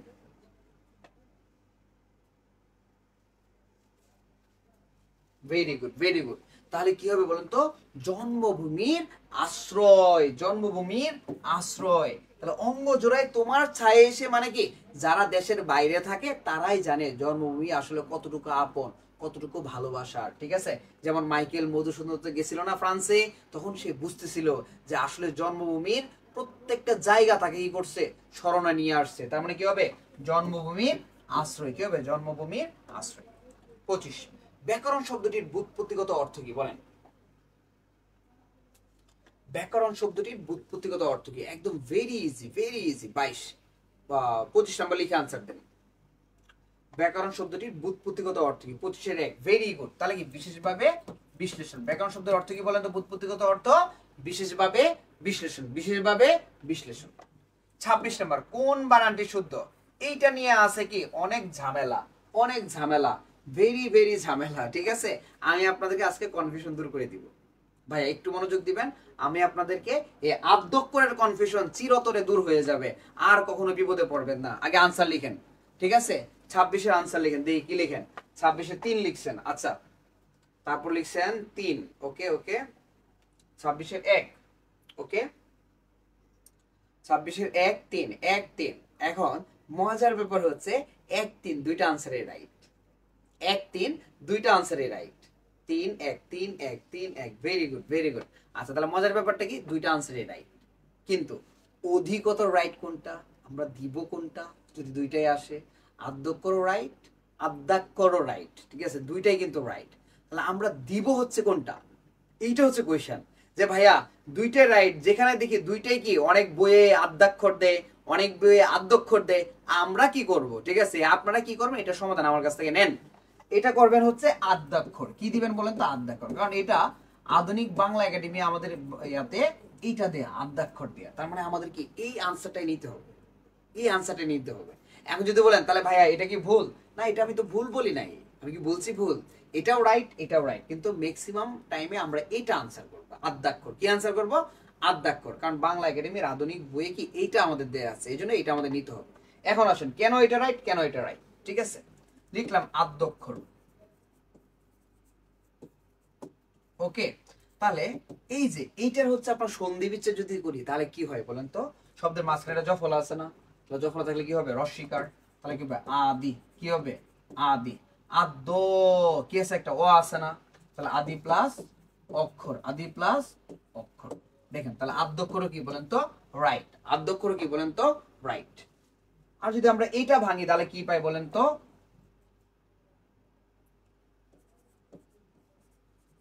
আদ্য প্লাস অক্ষর, ঠিক আছে। আদ্য কি আছে, একটা অ প্লাস, এখানে কি আছে, একটা অ। তাহলে অ প্লাস অ মিলে কি হয়ে গেছে বলেন তো আ, কি হয়ে গেছে আ, তাহলে কি হবে আদ্যাক্ষর, কি হবে বলেন তো আদ্যাক্ষর। দেখেন সন্ধি নামে এটাও রাইট, সন্ধি নামে এটাও রাইট, ঠিক আছে, কিন্তু আনসার আমরা কোনটা দিব, আদ্যাক্ষর। আনসার আমরা কোনটা দিব, আদ্যাক্ষর। কোনটা দিব, আদ্যাক্ষর, এটা দিব, ঠিক আছে। আনসার কোনটা দিব বলেন তো, আদ্যাক্ষর। কি দিব, আদ্যাক্ষর। আমরা কি এটাকে বুঝতে পেরেছি? যদি বুঝতে পারি সবাই একবার করে ডান লিখি, সবাই একবার করে ডান লিখি।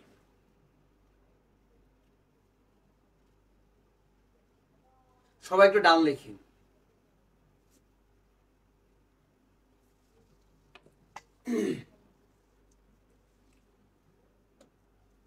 সাতাশ, তাজা মাছ কোন বিশেষণ? রূপবাচক, অংশবাচক, অবস্থাবাচক, গুণবাচক। তাজা মাছ, তাজা মাছ, ঠিক আছে, কোন বিশেষণ? রূপবাচক, অংশবাচক, অবস্থাবাচক, গুণবাচক। ভাইয়া এই বিশেষণের প্রকার থেকে এই কোশ্চেনগুলো আমরা মাঝে মাঝে দেখতে পাই, বিশেষণের প্রকার থেকে, ঠিক আছে। একটু আনসার দেন। হ্যাঁ, 27-এর আনসার কি হবে? 27-এর আনসার কি হবে? 27-এর 3, 27-এর 3, 27-এর 3। ওকে ওকে ওকে, যেহেতু এটা পারতেছেন তাহলে আরেকটা কোশ্চেন আনসার দেন। বলেন বেলে মাটি এটা কি বাচক বিশেষণ? বলতে পারবেন কে কে? দেখি তো, বেলে মাটি এটা কি বাচক বিশেষণ বলেন তো?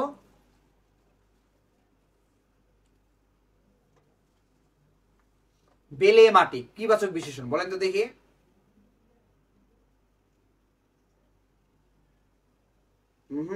হচ্ছে না, হচ্ছে না, হচ্ছে না, হচ্ছে না, এই তো আটকে গেলেন। ভাইয়া পড়তে হবে, পড়তে হবে, আমাদের পড়তে হবে।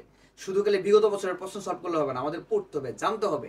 কোশ্চেন এদিক সেদিক ওদিক হইলেই যেন মানে আমরা পারি না, এটা করা যাবে না। এদিক আসুক, ওদিক আসুক, সেদিক আসুক, যেভাবে কোশ্চেন আসুক আমি পারবো, আমার পারতেই হবে। এইটা হচ্ছে আপনার কি নিয়ম, এই নিয়তেই রাখতে হবে। তাহলে কি হবে বলেন তো? বেলে মাটি হচ্ছে উপাদান বাচক, কি বলেন তো? উপাদান বাচক। কি হবে? উপাদান বাচক। বেলে মাটি, মেটে কলসি, পাথরে মূর্তি।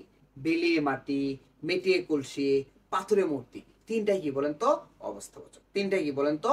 অবস্থাবাচক। সরি, তিনটাই কি বলেন তো? উপাদানবাচক। তিনটাই কি উপাদানবাচক? বেলে মাটি, মেটে কলসি, পাথরের মূর্তি, তিনটাই উপাদানবাচক, ঠিক আছে।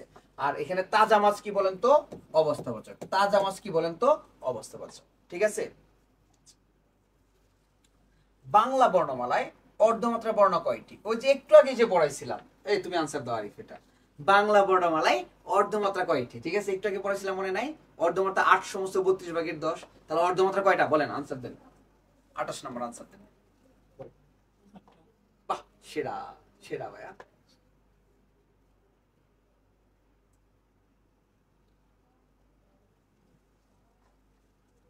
8টা, এটার আনসার সবার রাইট, যেহেতু আগে একবার কমন আসছে। 29, দ্বীপের ব্যাস বাক্য কি? দ্বীপের ব্যাস বাক্য কি? দ্বীপের ব্যাস বাক্য কি? দুদিকে অবজার, দ্বীপের মতো, চারদিকে জলজার, দুদিকে আবদ্ধ জার। বলেন 29 লিখে আনসার দেন। 29 লিখে আনসার দেন। এখানে আপনারা এমন একটা জিনিস শিখাই দিব, এই যে 29 নম্বরে, যেটা আপনি যে কোনো পরীক্ষায়, প্রাইমারি হোক, নিবন্ধন হোক, যে কোনো পরীক্ষায় একটা আপনি আনসার এখান থেকে পেয়ে যাবেন। দ্বীপের ব্যাস বাক্য। 28-1, দুদিকে অবজার। আচ্ছা, এখন আমাকে বলেন দ্বীপ কোন সমাস? দেখি কে কে পারেন। দ্বীপ কোন সমাস? ঠিক আছে, এইটা একটু আনসার দেন আমাকে। দ্বীপের ব্যাস বাক্য আমরা পারছি, এখন আমরা আনসার দিব দ্বীপ কোন সমাস। একটু দেখি তো কে কে আনসার দিবেন। দ্বীপ কোন সমাস একটু আনসার দেন, সবাই একটু আনসার দেন।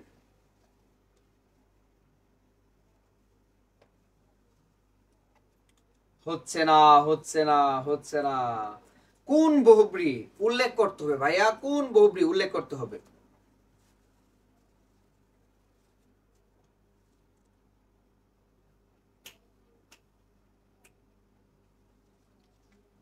ওকে, চলেন আমরা দেখি। নিপাতনে সিদ্ধ একটা বহুব্রী আছে, আপনারা কি জানেন?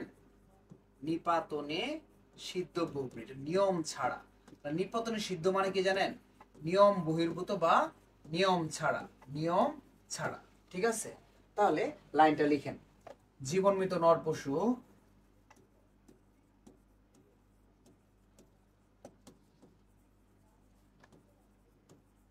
দ্বীপ অন্তরীপ ঘুরে এসেও পণ্ডিত মূর্খ রইল। পণ্ডিত মূর্খ রইল। জীবনমৃত নর পশু দ্বীপ অন্তরীপ ঘুরে এসো পণ্ডিত মূর্খ রইল। ভাই এখান থেকে একটা প্রশ্ন আমাদের আসতে পারে পারে পারে। জাস্ট এই লাইনটা যদি মনে রাখেন তাহলে আপনি কখনো ভুলবেন না। তাহলে কি নিপাতনে সিদ্ধ বহুব্রী কি বলেন তো? জীবনমৃত নর পশু দ্বীপ অন্তরীপ ঘুরে এসো পণ্ডিত মূর্খ রইল। লাইনগুলো একটু মার্ক করে নেন। হ্যাঁ, জীবনমৃত মার করেন, নর পশু মার করেন, দ্বীপ মার করেন, অন্তরীপ মার করেন, তারপর কি পণ্ডিত মূর্খ মার করেন। ঠিক আছে, আমি আগে একবার ব্যাস বাক্য বলে দিচ্ছি, একটু মাথায় রাখেন। দ্বীপ মানে দুদিকে অবজার্ভ, দ্বীপ মানে কি দুদিকে অবজার্ভ। জীবনমৃত মানে কি দ্বীপ আগেই বলে ফেলছি। আচ্ছা, জীবন মৃত মানে হচ্ছে জীবিত থেকেও যে মৃত, জীবনমৃত মানে হচ্ছে জীবিত থেকেও যে মৃত। নরপশু মানে কি নরাকারের পশু যে, নরপশু মানে কি নরাকারের পশু যে। দ্বীপ মানে কি দুদিকে অবজার্ভ, অন্তরীপ মানে কি অন্তর্গত অবজার্ভ, অন্তর্গত অবজার্ভ। অব শব্দ অর্থ পানি, অব শব্দ অর্থ কি পানি। পণ্ডিত মূর্খ, পণ্ডিত হয়েও যে মূর্খ। এখন লাইনটা আমার সাথে একবার বলেন। জীবনমৃত নর পশু দ্বীপ অন্তরীপ ঘুরে এসেও পণ্ডিত মূর্খ রইল। জীবনমৃত নর পশু দ্বীপ অন্তরীপ ঘুরে এসেও পণ্ডিত মূর্খ রইল। সবাই একবার আমার সাথে বলেন। জীবনমৃত নর পশু দ্বীপ অন্তরীপ ঘুরে এসেও পণ্ডিত মূর্খ রইল। লাস্ট, জীবনমৃত নর পশু দ্বীপ অন্তরীপ ঘুরে এসেও পণ্ডিত মূর্খ রইল। এই আমরা কি পারবো? যদি পারি সবাই লিখেন জি ভাইয়া পারবো পারবো। 30, সবার উপরে মানুষ সত্য তাহার উপরে নাই, উক্তিটি কার? বলে। পারবো পারবো ইনশাআল্লাহ, আসলেই পারবো, পারতে আমাদের হবে, চাকরি আমাদের লাগবেই। সবার উপরে মানুষ সত্য তাহার উপরে নাই, মনে করেন এটা কি আমাদের জন্য লিখছিল? এই লাইনটা কি আমাদের জন্য লিখছে? এই লাইনটা দেখার পর মনে হয় না চণ্ডীদাস মনে হয় কি আমাদেরকে উৎসর্গ করছে, যে সকল মানুষের জন্য লিখছে। না ভাই, উনি উনার প্রেমিকার সাথে সম্পর্ক টিকায় রাখতে পারে নাই, ছেঁকা খাওয়ার পরে এই লাইন লিখছে। বুঝতে পারছেন? আমাদের জন্য লিখে নাই। আচ্ছা দেখি তো, সবার উপরে মানুষ তো তাহার উপরে নাই, সবাই কি লিখছে? Chandidas. Very good, answer right, answer right. ঠিক আছে, এই লাইনটা কখন লিখছিল জানেন? এই চণ্ডীদাস হচ্ছে পুরোহিত ছিলেন, একটা মন্দিরের কি ছিল বলেন তো? পুরোহিত ছিলেন। ঠিক আছে, এবং সে হচ্ছে বাসুলি দেবীর পূজা করতো। কার পূজা করতো? বাসুলি দেবীর পূজা করতো। আর এই মন্দিরের মধ্যে একটা মেয়ে নাম ছিল রামি। কি ছিল বলেন তো? রামি। সে কি করতো? বিভিন্ন ধরনের কাজ বাজ করতো। ঠিক আছে, রামি ছিল নিম্ন বংশের, আর হচ্ছে চণ্ডীদাস ছিল কি উচ্চ বংশের। এখন হিন্দুদের মধ্যে এই ধর্ম জাতটা অনেক ভালো করে মেনটেন করে। আচ্ছা যাই হোক, এই পুরোহিত তো চণ্ডীদাস রামির প্রেমে পড়ে। প্রেমে পড়ার পর রামির বাড়ির পাশে একটা কি ছিল? পুকুর ছিল। ওই পুকুরের মধ্যে বড়শি নিয়ে বসে থাকতো। 12 বছর বড়শি দিয়ে মাছ ধরতে চাইছে, একটা মাছও ধরে নাই, কারণ সে মাছ তো ধরতে চায় নাই। কি করছে বলেন তো? ওখানে গিয়ে শুধু রামিকে এক নজর দেখবে। আর রামিকে তার প্রিয় মানে প্রিয় একটা নাম দিছিল। নাম কি দিছিল জানেন? রজকিনী। নাম কি দিছিল? রজকিনী। ওই যে আমরা শুনছিলাম না যে চণ্ডীদাস রজকিনীর প্রেম, এই চণ্ডীদাস রজকিনী হচ্ছে তারা। বুঝতে পেরেছেন? পরে যখন সমাজের মানুষ তাদের প্রেম রিলেশন মাইনা নেয় নাই, তখন তাদের উদ্দেশ্যে সেই কথাটা বলছিল, শুনো মানুষ ভাই, সবার উপরে মানুষ সত্য তাহার উপরে নাই। তার মানে কি আমিও মানুষ, রামিও মানুষ, তাহলে আমরা যদি একসাথে থাকি, বিয়ে করি, তাহলে ক্ষতি কোথায়? কিন্তু সমাজ তো এটা হতে দিবে না, এই জন্য সেই কথা বলছে। ঠিক আছে, আপনাদের সবার জন্য সবার জন্য সবার জন্য অনেক অনেক অনেক বেশি বেশি শুভকামনা এবং দোয়া রইল। ভালো কিছু হবে ইনশাল্লাহ, বাট পড়তে হবে। আমাদের যদি একটা চাকরি দরকার হয়, তাহলে আমাদের পড়তে হবে, পড়ার কোনো বিকল্প নাই। ঠিক আছে, আর ভাইয়ার কাছে যদি আসেন, তাহলে অবশ্যই আপনাকে পাড়ায় দিবে। আমার টার্গেট কত? 10, 15, 16 না, আমার টার্গেট 25-এ 25। আপনি যদি এই টার্গেট পয়েন্টের কোর্সটা করেন, বাংলার দায়িত্বে যদি আমি থাকি, আপনাকে 25-এ 25 কনফার্ম করে দিব। ঠিক আছে, কথা দিলাম। তো সবাই ভালো থাকেন, সবাই ভালো থাকেন, সবার সাথে দেখা হবে আবারও। ঠিক আছে, আজকে এই পর্যন্তই। আল্লাহ হাফিজ।